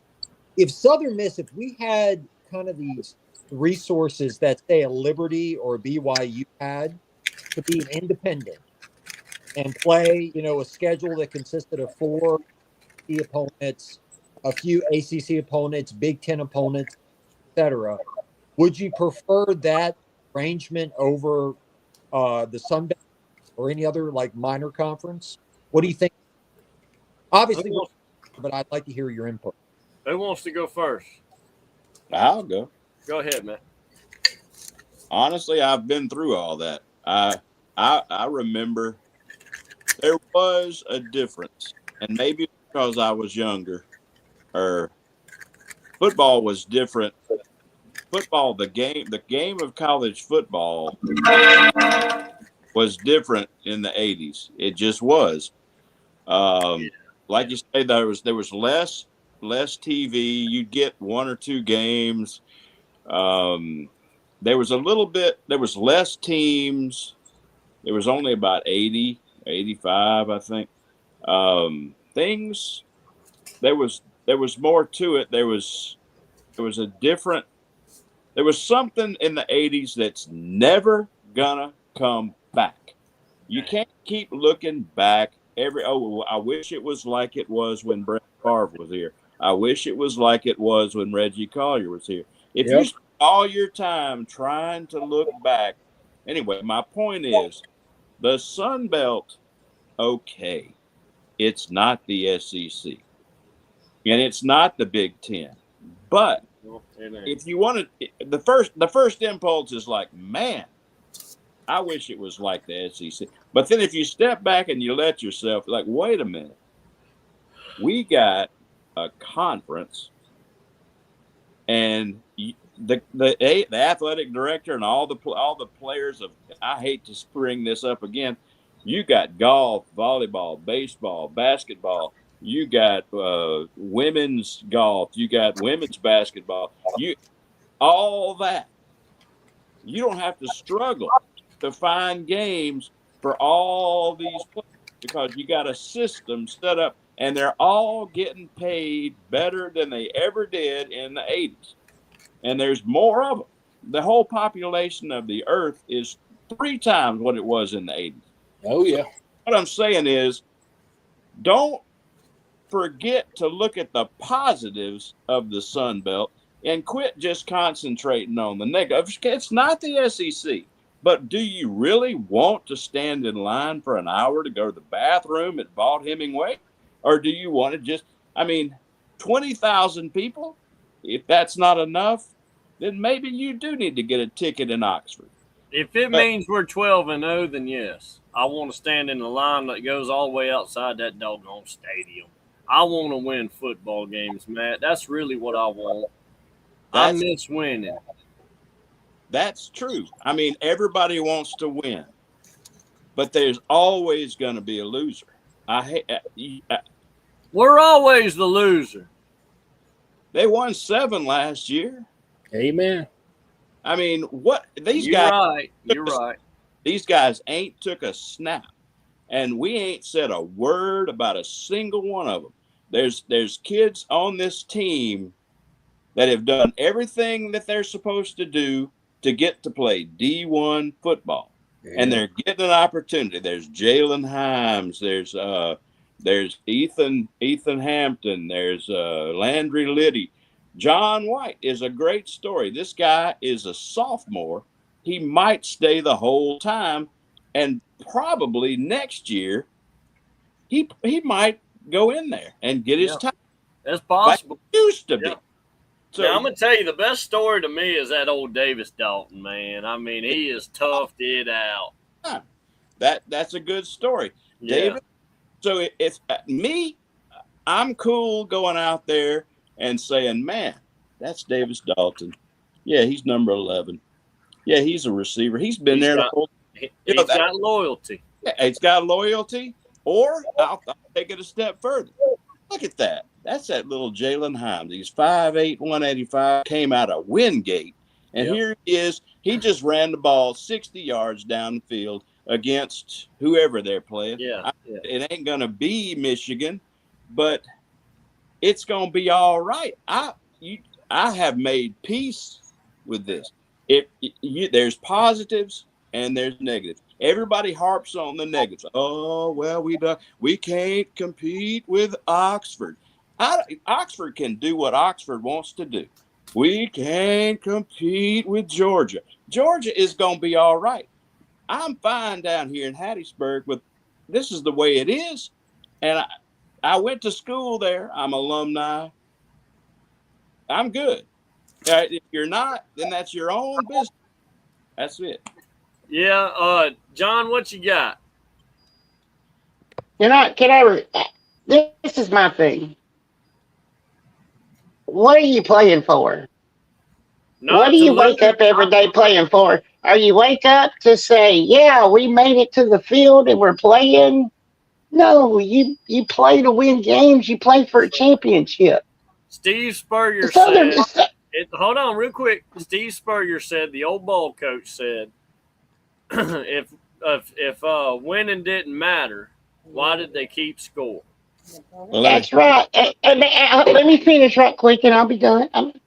My point is, Southern Miss is not waking up every day going, we're going to be able to win a championship in college football.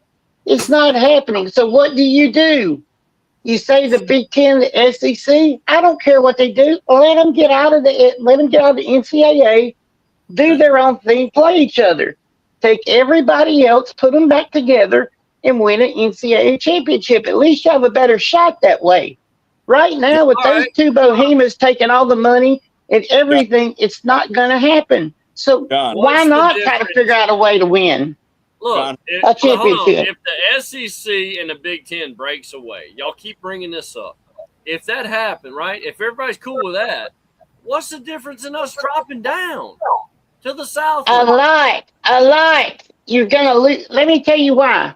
You drop down the FCS and you lose a lot of funding from the NCAA. You also lose your conference. So what? We'd be in the same boat as Southeastern. No. John, go ahead, John. No, you wouldn't. John, no. Yeah. No, go ahead, Mr. Matt.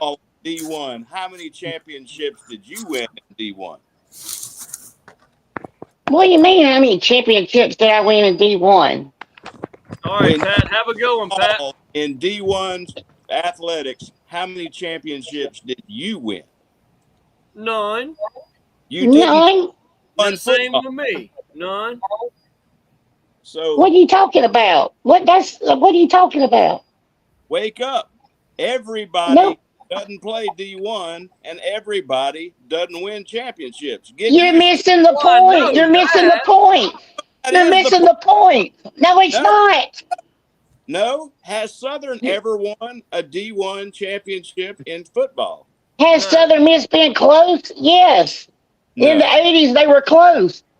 The No. point is, you have zero chance. At least give yourself a 2% chance.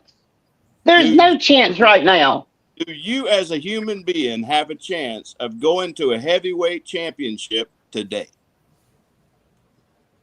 What I'm saying, What does that matter with the price of rice in China?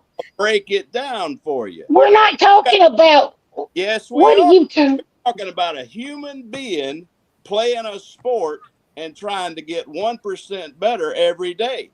That don't mean Oh, good Lord! This ain't Tiddlywinks. ain't This the- ain't intramurals. This is Division I football. It ain't about feeling better. It's about winning football games. if every That's what the problem with the world is. It's all we gotta have a good feeling. It's gotta feel good. Oh, we gotta make everybody feel okay. Yes, are up you're to out there to win football games, not make everybody feel better. your My feelings gosh! responsibility. Oh my word! They are your Y'all, responsibility. y'all about to make old John Potter have a heart attack on here. That Hey, is Mark, the most. Mark, welcome to the show, brother.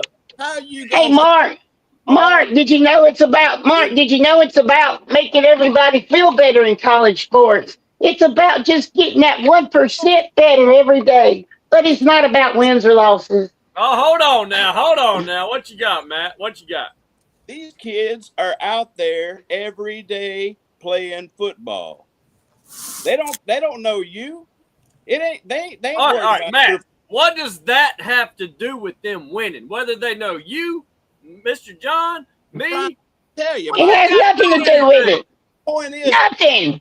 is a sport, and either you enjoy it and you go watch it. It ain't got nothing to do with the way you feel. It's their team. You ain't got nothing to do all with right, time out. Ooh. In 4 years, maybe not even that, those kids are going to be gone. And you know who's still going to be here rooting and spending money on them? Me. Explain that, The Mr. fans. Matt. Hey, I'll tell you. You get what I'm saying, though? Yes. So I am involved. Don't act like we don't care. We don't matter. We do. We spend our hard-earned blue-collar money, lower middle-class money on this. You're missing the point. Your father almost he didn't sink in what your father said. Pops don't even know what the point is right now. He's up there writing down. He has no clue either. Look at him. He don't know what the point is. The point is, If y'all want to know what Pops is doing, I've took up a new thing. Boy, if it ain't a Chiefs logo, we don't want no. Who that? Pops? Who that, Pops? Oh, here we go. You got the Saints fan involved. Go ahead, Mr. Matt. well, what- all I'm saying is that a spectator is a spectator. I'm And- pulling my damn money then. This is bull crap. What are you talking about? A spectator's a booster is a booster. So If you when I buy a go to the ticket, game, hold on. When I Yeah. go to the game, I should just sit there with my hands on under my butt, and I should say, "Good, you guys are giving it your all. We're getting beat by 50, but I'm spending $100-something a month to support y'all." Hey, Colin, You're hey, taking Mississippi. You remember? Go ahead, Pop. Go ahead. They should have been on the bleachers when you played football and listened. Oh God! Don't bring up Peru, New Mexico. Good God Almighty! That was the worst. Man, that was the worst football of my life, brother. Mark, talk to us. Are we supposed to just be proud of what we got? I mean, I don't really know. I'm saying. Talk to me, Mark. I'm listening to what y'all are saying. And I agree with Matthew that, a lot of people are, the level of just involvement with sports for youth. Like, for example, Sippy, if you keep staying on your son and we're not talking about youth. We're talking college football. We're not talking about youth football. We're talking college football. Hold on, John. I don't want to have to mute you. Hold on, John. It starts with the gleam in the eye, the sperm in the egg, and then you get a little baby. And then that little baby goes to play football if you're lucky enough to have boys. Hold up. I've never heard this story. What'd you say about a what and a what? This is the birds and the bees, all right? No, now you got the birds and the bees and the trees with these I transies. understand them birds and bees stuff. No, okay, now it makes sense now. Yeah. Yeah, yeah. Go ahead, Mark. If Sippy stays on his son and he shows up when all the other dads are looking at their screens all day, and I'm guilty of that too, we're all getting sucked into it, and he stays on his son, and your family's got a lot of athleticism in it, I think the DNA's there with your dad, but you haven't played. I think there's a good chance your son could play D1 football. Now, as far as the Sun Belt's concerned, people say we're done for. We don't have money. Southern Miss football is done for. Yet last year we won 7 games. If Huff would have kept his head in focus on Southern Miss and Hattiesburg, we would have at least played in the Sun Belt title game year 1. Now, like Sippy said, we're paying basically the same amount of money to the players as South Alabama and Troy, give or take. Yeah. Now, give or take. Now, we know James Madison has the most money. Yeah. If we could we're not going to compete with Notre Dame and all that. But No. I'll say this, SEC and all that stuff. Yeah. But if we could just get to the, maybe we don't shoot to be James Madison even. Maybe James Madison's the cream of the crop.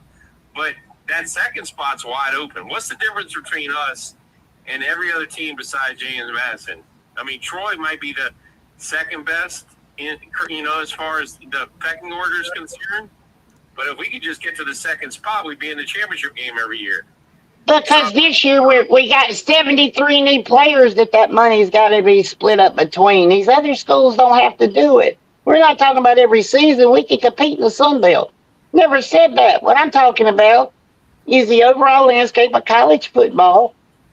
It's changed. Let the SEC and the Big Ten leave and start your own thing with the AAC, the ACC, the Big 12, the Sun Belt Conference USA. Start it anew. Dude, let them go. You're never going to beat them. Let me ask you, Southern Miss fans, are y'all happy with winning 6 games a year and going to a bowl game in the middle of December every year? Are y'all cool with that? At this point, yeah. Yeah, me too. Well, I mean, that would be great, but they haven't done that in the past 15 years. It's not like they had a bunch of 6-win seasons and went to a bowl game lately. Seems like we had a coach that was doing that, and people got tired of it. Now look. Oh, he's talking about old Bauer. Bauer power, baby. Mark? I do feel a little bit more confident. Matthew was, pumping sunshine earlier in the podcast a few weeks ago. I'll say this. Jared Lumpkin, big-time Southern Miss fan, just sent me a link to the Northern Illinois Notre Dame highlights game. The game Ethan Hampton, won. I'm not saying he won it himself. He definitely didn't. There were some interceptions. But they said that he came into that game. It was a business trip. That's our quarterback. Yeah. I like our quarterback room. I watched those highlights. DP, I want you to look up Ethan Hampton's stats from 2024 in Northern Illinois. Look them up right now. I'm serious. Game by game, you can Google it. Ethan Hampton, 2024 stats, game by game, Northern Illinois. I got you. Go ahead, Mark. Look at it. Potter's making it sound like it's probably not that good. Okay. I'm not disputing that. I'm just saying. I watched the highlights. We're 3.5 weeks away from first home game. I'm getting a little bit more excited. We just got 3 starters from a well-coached team last year. Now, granted, they might not be in the best condition, but I hope, Matthew, that they pass the protocols and they're cleared to play because they were starters on the team last year, right? So I think that's an upgrade. So between that and watching the video and Ethan Hampton having beaten Notre Dame, I feel a little bit better. I think our quarterback room as a whole is better than we've had in previous year in some other years. You know, maybe not last year, but definitely years prior to that. Liddy, John White, Ethan Hampton, they all got experiences, you know. So, I mean, you know, John White being a greenhorn as far as starting games, but he's been in the program for a while. So I wanted to get y'all's take on that.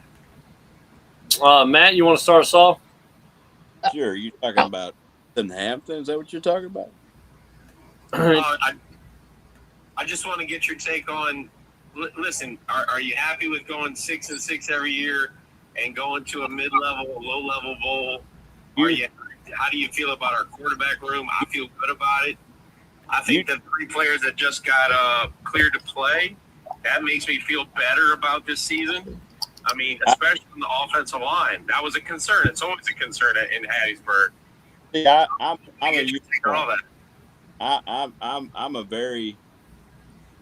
See, I'm gonna be happy. I was happy when I'm gonna be happy because it's not my. I have nothing to do with it. You understand what I'm saying? I am not basing my happiness on. Do you send money to the school every month? Actually, I do. Yeah. Then you have something to do with it, Matt. Don't sell yourself short. I do send money every month. It comes direct deposited right out of my doggone account. And it does, Mark. And I do feel the whole reason I wouldn't speak on all this if I didn't think I had a voice on it. I do believe I have a voice because my money goes to it. I could put that money into some raw Maine noodles for the young. So that's why you asked Blake Anderson that question in Mandeville. All right. You remember that, Mark? You might as well. I mean, you got your sweat equity in there. Go ahead, Matt. I'm happy simply enjoying a football game. Okay, yes, it's the if you're going to play the game, you play to win. That's true. But you don't always win. There are the beauty of the game is enough. Now, real quick, guys, I brought up the stats for Ethan Hampton, and the year that they beat Notre Dame, I'm looking at 2024 right there, and his stats for that season now were, as you see, 1,600 yards on the dot, 12 touchdowns, 6 picks, sack. You know, I mean, John, these are not, you know. These aren't the best looking stats you've ever seen. Yes, he beat Notre Dame in South Bend, and you can't sell that short. I know you're trying to do that with the stats, but the dude went in there and won the game. All right, something that that team went in there. That team won that game. Hold up now. Let's look at it. All right. That was a good team, Potter. It had Jeremiah Love and Riley Leonard. That's right. Yeah, it was a good team, but he had 12 touchdowns that year. 5 of them came against Western Illinois. 5 of his 12 touchdowns came against Western Illinois. He threw 1 touchdown against Notre Dame. I mean, if you look at these stats, they're not good. We're talking quarterback ratings in the 50s, 40s. He had a 70 against Bowling Green, 50 Western Michigan out of 80, 56 against Akron, 40 against Miami of Ohio, and 63 against Central Michigan. They're not. I'm sorry. There's games. There's 1, 2, 3, 4 games. He didn't even have 100 yards passing. They fooled him. Potter, how would you compare Ethan Hampton to, say, Liddy, Billy Wiles, or Zach Wilkie, and all the Ty Keys and all these other names we had in the past? I would put him probably right there. You know, everybody thought Billy Wiles was the next coming of Jesus Christ because he came from Clemson. Oh, Billy! And he wasn't good. Everybody thought the kid from Houston was the next coming of Jesus. He wasn't that good. I'm not saying him's going to be that good, guys. I'm not saying it, but you go by you judge future results by past results. And if we're looking at past results, they're not that good. And he was playing in the MAC, which is a lesser conference than the Sun Belt. Go ahead, Matt. Well, we all know. I mean, just because I'm not really going to be critical, but I can see the truth of this year. If you look at the players' biographies, yeah, on paper it's just like it says, 123rd in the nation, last in return. That's the God's truth. But what I personally have made peace with it, because look, they're probably going to have a hard time. Okay, wait. How many starters on the team? We just got 3 more from last year, which is a good team. We just upgraded our team. Let's assume they all play and they're healthy and functional and up to conditioning standards. Yeah. Say they're the same player that the last game, right? Like, they're still conditioned, they're still pop. I agree with saying, right? Say they're exactly where they left off. Two starting offensive linemen and an edge rusher, right? Am I correct in that's saying right. that? Yeah. Okay. That hasn't played football in 8 months. Well, it hasn't worked out in 8 months. They're not the same players. But is that Potter or Don? I can't tell. That was Potter. Okay, I hear you. Conditioning's a concern. I'm bringing it up. I'm looking at the schedule right now. I know y'all do an episode. You'll probably do an episode. Yeah, soon. That's coming. I know. But you can go ahead. That's fine. I'm looking at my poster on my wall of my house here in Louisiana. It's got the Rise, baby, rise. 26. Okay, Alcorn State, we win that one. We go to Auburn, we probably lose it. Sippy's going on a road trip with his cousin, all right? That's right. Me and Drake go in honor of his daddy, Mr. Charles Mitchell Douglas. Yes, sir. All right. So let's assume we lose that one. Now, the big question mark will be UConn coming down here in the heat. Can we win that game? I think they'll be the favorite. Ooh. But if we could steal that game, then we got Tulane the following week. Then we got Troy the following week on the road. Then we got Kenyon Clay at home. Now, I want to say this, Mark. With Kenyon, we're a 76% favorite over Arkansas State. I did not see that coming. Just listen. I'm not trying to divert the show into talking about the schedule. That's fine. But we can. We can, though. I'll say this: if we come out of that first 4 games 2-2, I think that things are looking good. Now, if we start out 1-3, which very well might happen, we beat Alcorn like we should, and then we lose to Auburn, UConn, and Tulane. Yeah. Now we're 1-3 going into a tough game at Troy. We might start the season 1-4. The UConn game's big. The UConn game is big. Tulane game, I know everybody talking about that, but the first 4 games, the schedule is lopsided towards the beginning. The tougher teams were playing at the beginning of the season, it looks like. Man. Yeah, go ahead, Matt. That trip to Auburn, Mississippi, I'm telling you, you're gonna have to borrow a little bit from my playbook on that one, because you're looking at a 28.5 point underdog rolling into Jordan Hare. We're gonna beat them, Ball. We're gonna beat them. Got them right where we want Boy, what did you say, Pop? them. Got them right where I want them. Got them right where we want them. You got 1 game under your belt. This team, you talking about a whole new team, the whole thing. You're talking about people. I mean, they ain't never been on the road, man. We're gonna beat them. This team has never hit the road when they're going to Auburn. First road trip, and gather them all together and try to keep them together and keep them out of trouble. Potter, wait, hold up. Who does Auburn play before they play us? Do they play a cupcake? Do they get? Are they? Does it matter? Does it matter who they play before us? Does it really matter? Probably. No, not. it don't matter because we're gonna beat the crap out of them. I'm just saying, the best time if you're the underdog is probably at the beginning of the season. That's 'Cause true. They're dealing with turnover too. Yeah, Unless they play a tough game, unless they play a game. Yeah, I was going to say, unless they play a tough game and lose the first game, and then they come in mad. Have y'all ever been? That's true too. That's true too, Potter. Did y'all ever go to those Alabama games? Yeah. Well, there was always this scenario that played out. It's almost always. I won't say always. It'll be early in the game.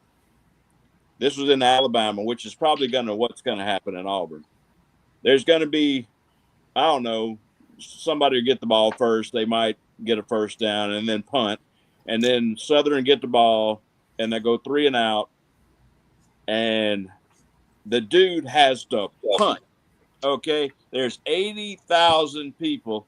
This is the first time he's punted in away on this team. First time they've snapped. The pressure is on. I've seen. You don't remember Jamie Purser, do you? He dropped the ball. I tell you what, the ball and the crowd. I was scared. I was a fan. It was so loud. I can't. Then that was it. So it does matter. The home field advantage is going to be really, really tough in Auburn. I mean, really tough. Because if they get that, third down and they run the ball, there'll be an off tackle, and there'll be, and then boom, you got a punt. There's this rumbling of 80,000 people, and I think last time I've experienced it, I was 50 years old, and it shook me. And these people are. There's a lot going to happen with 80,000 people. What about what happened at LSU when we were tied at halftime? Well, Southern was making more noise than LSU was. Well, can I put some input on this? Go ahead, Pop. Like I say, when I was in school, we played these big schools. And it come down, man, sometimes it come down that last 5 minutes and we'd be up 6 or 8 sometimes. Man, this happened to us my senior year. We was up on Purdue. We had them. And I don't remember what exactly happened, but when it happened, the air went out of the ball for us. We all knew it, and the other team knew it too. Because we knew we missed an opportunity to put that game away, and we handed it back to them to kill us. And that's exactly what they did. I think we lost by maybe 9, 8 points. But was it loud? Oh man, it was in Indiana, man. We was playing where the coach played, man. They had half the arena, but these huge curtains and. That's a feeling. I tell you. Everybody from Purdue was there, man. Yeah. And they was the Big Ten champs that year. Was Gene Cady coaching? Was Gene Cady coaching back then? You better know he was. He would scare me just being on the court next to him. His hairdo scared me. Boy, you leave that boy alone now. His mama loved his hairdo. She fixed it every morning. We used to go to Tuscaloosa, Birmingham every year thinking that Southern was going to win.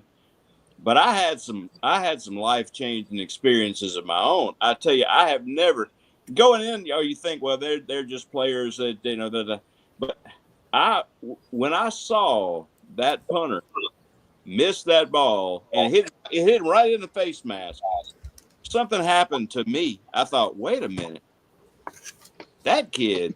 Wonder what's going through his. There's electrical impulses going through that man.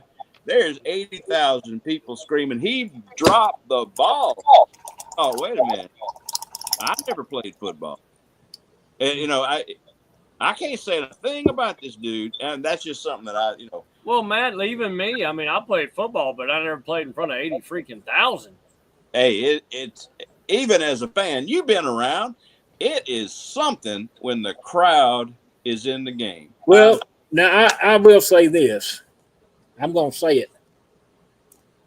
And most of my experience, I know people say that, but if you got a good experienced team, which we don't know this case right here for a fact, but Right. in our case, we had a good experienced team. Yeah, we come from little school, little college, little conference, Southern Conference. Yeah. But we had played. We only had one offensive play. That's it. But we knew every single ins and out of that thing. And we had absolute chemistry and confidence in one. We knew what everybody was thinking. And that put us in every ball game we played. And it didn't care how loud. I mean, Ruston, where Louisiana plays, I think they said about 8,500, something like that. They were our arch rival, 30 miles down I-10, no, I-20 from us. And let me tell you something. Them games between us and them, I mean, if somebody would have just come up and stuck you with a dagger, and they would have been happy to see you bleed out. God. And this was like the Coliseum in Rome, Jack. And I have been to LSU and Southern Miss has played, and I can tell you right now, them people at Tiger Stadium, they'd rather cut the team than watch them play. I'm telling you, it is a brutal atmosphere down there. They true. don't care. They are vile. And they smell like corn dogs, but that's a totally different subject. The old corn dog reveals itself again. It comes up, Mark. The old corn dogs. LSU smells like corn dogs. Hey, guys, I got to go. I'll holler at y'all later. Have a good one. Y'all too. Good to see you, John. Yep. Bye-bye, everybody. Bye, man. Old Potter in the hizzy. Potter. Fans, they're an acquired taste. They grew up next to the dish by the power plant, so the refinery. So you know, Something wrong with them. something wrong. with them. Growing up by that refinery, brother. Yeah, inhaling them chemicals. My man Kaz, he said, I'm sorry. MAGA Kaz said, go old school, Mark. Never pass, only run. And by the way, quit yawning, Sippy. It's only 10. I'm a yawn right now just talking about yawning. Good ride, elephant left. If you go with Drake to Auburn, go the night before, enjoy the town, because I think the game's not going to be that enjoyable. It's going to be hot. It might be over kind of early. I hate to say it, but my best advice is go early. That the game itself might actually be the low light of the weekend. I do need to look up like local places in Auburn. Obviously, I've been there when they it was Nick Marshall versus Dak Prescott, and that was a very good game. Very good game. Go ahead. From it, this is Auburn. Say that again, Pop. I didn't hear you. Stay away from it. This ain't the boot. It's Auburn. Oh, the boot. You go up there with sippy cockiness. You might have walked up in here 10 foot tall and bulletproof, but look at you now. 3 foot tall. Mark, you know we're going to take over Auburn, Alabama when we play them, Mark. Oh, yeah. No, probably not. Listen, Kaz says, yeah, he might not know the joke about the corn dogs. He said, wait, LSU smells like corn dogs, WTF. I don't think he knows any of that joke. They call LSU fans corn dogs. Look up Katy Perry on College Game Day calling the LSU. That's a long time. Yeah. That was funny as crap, dude. Oh yeah. Old Katy Perry, huh? Yeah, enjoy the weekend. I think we're gonna have more fans at the Tulane game. Will Hall's gonna be out for blood. But can we beat UConn? Can we start the season 2-2? Yeah. Because I'm looking at the 5th game there. We can. And we got to play Troy on the road. I know it. That's going to be tough at the Coliseum. Four of the first 5 games are going to be really tough for us. They call that stadium the Coliseum, man. I think they stole that from USC, huh? Yeah, and Matthew, listen to this. And Pops, this is a realistic short-term goal for Southern Miss football. Can we goal to be the second best football program in the Sun Belt? And assuming James Madison is currently the kind of like the they're the head honchos as far as the Sun Belt football is concerned. They got more money. They got they've been they went to a playoffs, so everybody's kind of trying to chase them. And everybody else is kind of dealing with similar economic issues, right, Sippy? Yeah, for sure. If there was another game besides Tulane to go to, what would be the best one to pick to go to watch? Outside of Tulane, I mean, obviously the Troy game would be a fun one. You talking about on the road, right? On the road. On the road? Halloween, we play ULM. I mean, that's somewhat close. It's closer than La Tech. And that's a potential win as well. As I understand it, ULM has a pretty like rickety stadium, man. Yeah, they've never. They're like the Rock. They only pressure wash No, it. it's went their whole everything. It's the same. Hey, Pops, it's the same since you were there. Seriously, I'm not trying to be mean. It's the truth. But it was good when I was there, and that's like Millennium Fant Coliseum there.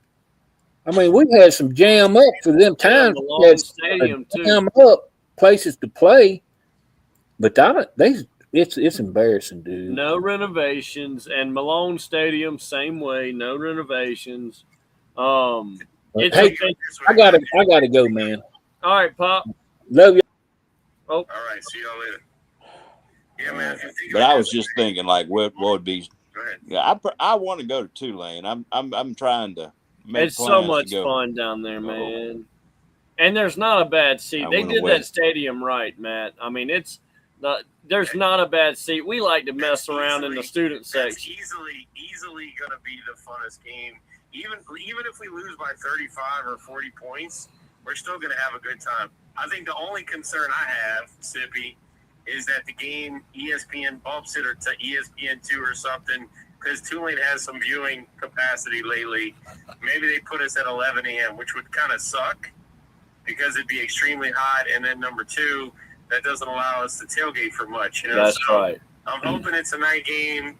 Matthew, you're welcome to stay at my house. Everybody's welcome to stay at my house in the Sippy squad.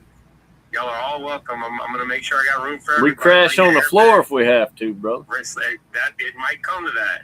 But I'm looking at the schedule. Yeah, think of Malone Stadium and Monroe like it's two separate sides. They're not connected by some shoehorn or you can't walk. I hated that. You got to get on ground level. Yeah. And go get in on the. It's old school. That sucked. You had to basically leave the stadium to walk to the other side. Like that sucked. There's no fans behind either end zone. No, that's right. It's just grass. What it looks like scoreboard they got? Here you go. He said, Ka said, can you explain the USM Maine number 1 and number 2 all-time football rivals in football? I saw about 5 teams, and they make no sense at all. So for me, if you were just to say historically rivals, my historic rivals are going to be Memphis and Tulane. All right. If you just give me 2, I'm going to say Tulane and Memphis. Now, Kaj, you need to understand, if you were on the show earlier, we talked about Troy, South Alabama. Those schools didn't exist. So maybe you're saying Memphis doesn't make sense because it's so far. And then it's understandable because now you have South Alabama right here, and it makes sense that they would be our biggest rival, South and Tulane, right? South Al and Tulane. Go ahead, Matt.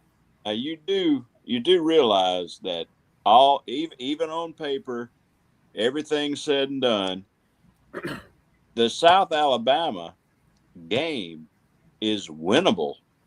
Yeah, it is. Because they're rebuilding. We've never beaten them in football, Cause, if you're listening. We've never beaten South Alabama in football, so it's like a monkey on our back. Yeah. Yep. But they're replacing like half their roster. Yep. There's all kind of stuff going on, and they're not ranked. Like on paper, what I'm saying, that all they're doing now is everything on paper. They're roughly the same national ranking, right? 120, right in there.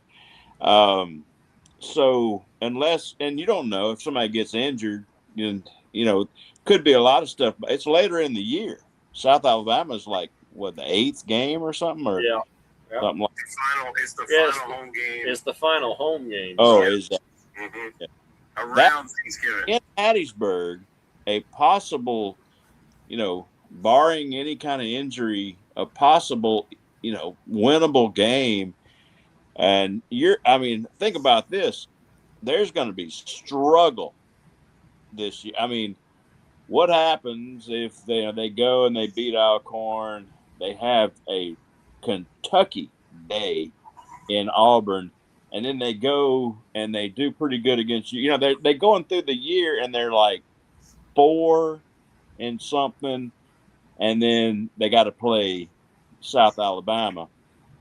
I personally, I think it's going to be one of these years where you're going to have to take joy in small victories. You know what I'm saying?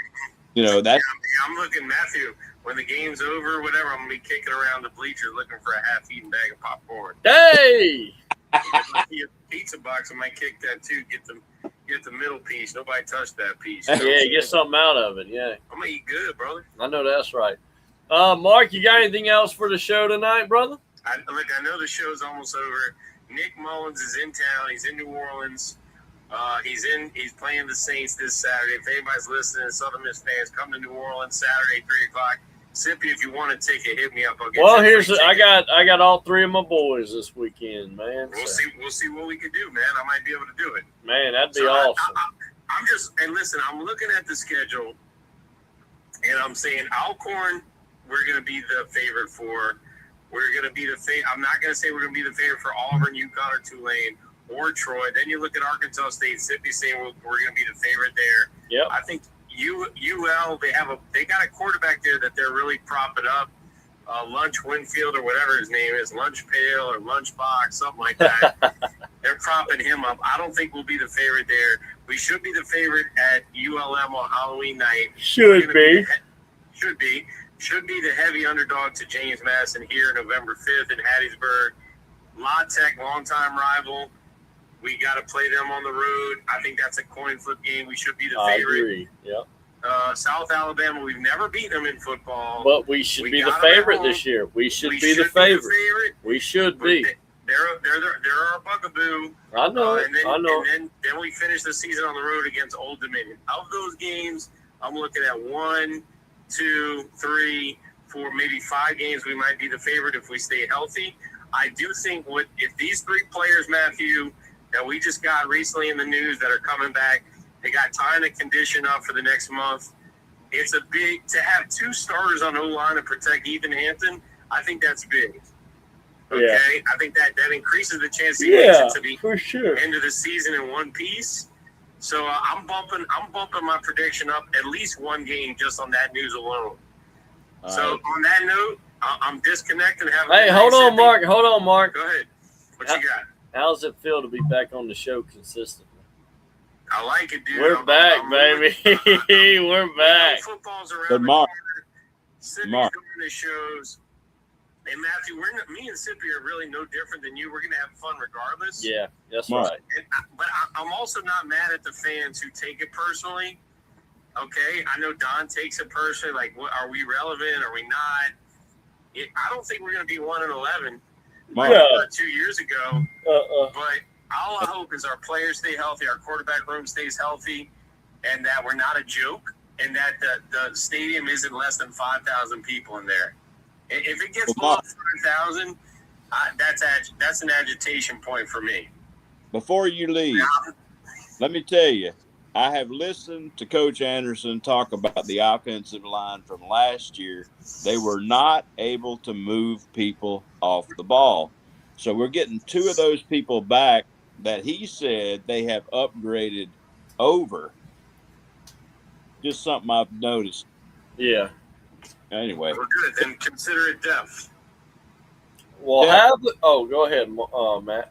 No, I was just gonna, say the same thing. Thanks for having the show, and it was great. Like I'm just I'm just glad it's going to be football season, and I went to school there, so this is the team. Thanks a lot, man. But hey, Matthew, listen.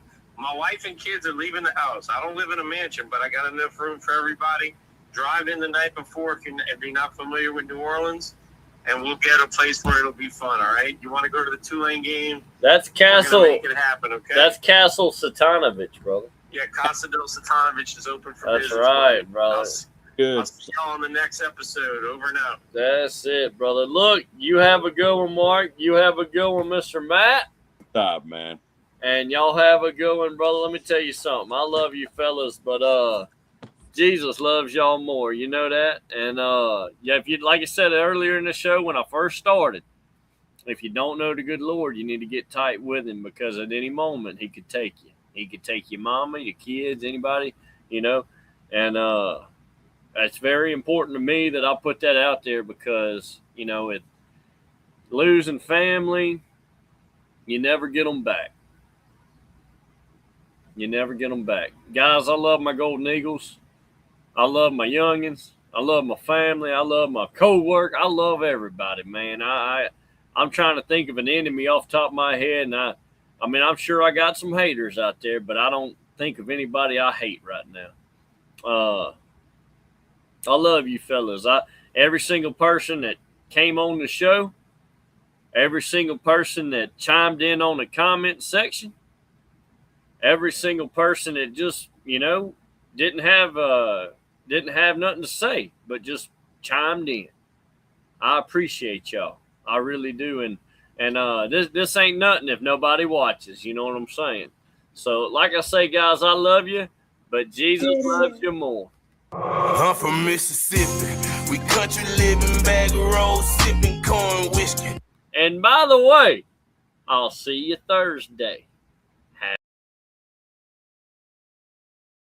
Collard greens and cornbread, fed thick women. The most schools on roaches, but them doolies mud gripping. Been in the field killing deals over yonder fishing. I reckon I can spit it, put in your cook blouse and some.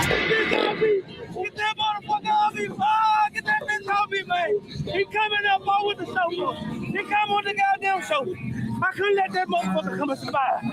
He came to Mississippi, had an alligator and 2 dogs. I told him he was out. He was gone. And we had, Riches, there's mud on my boots, but the horse got a ignition.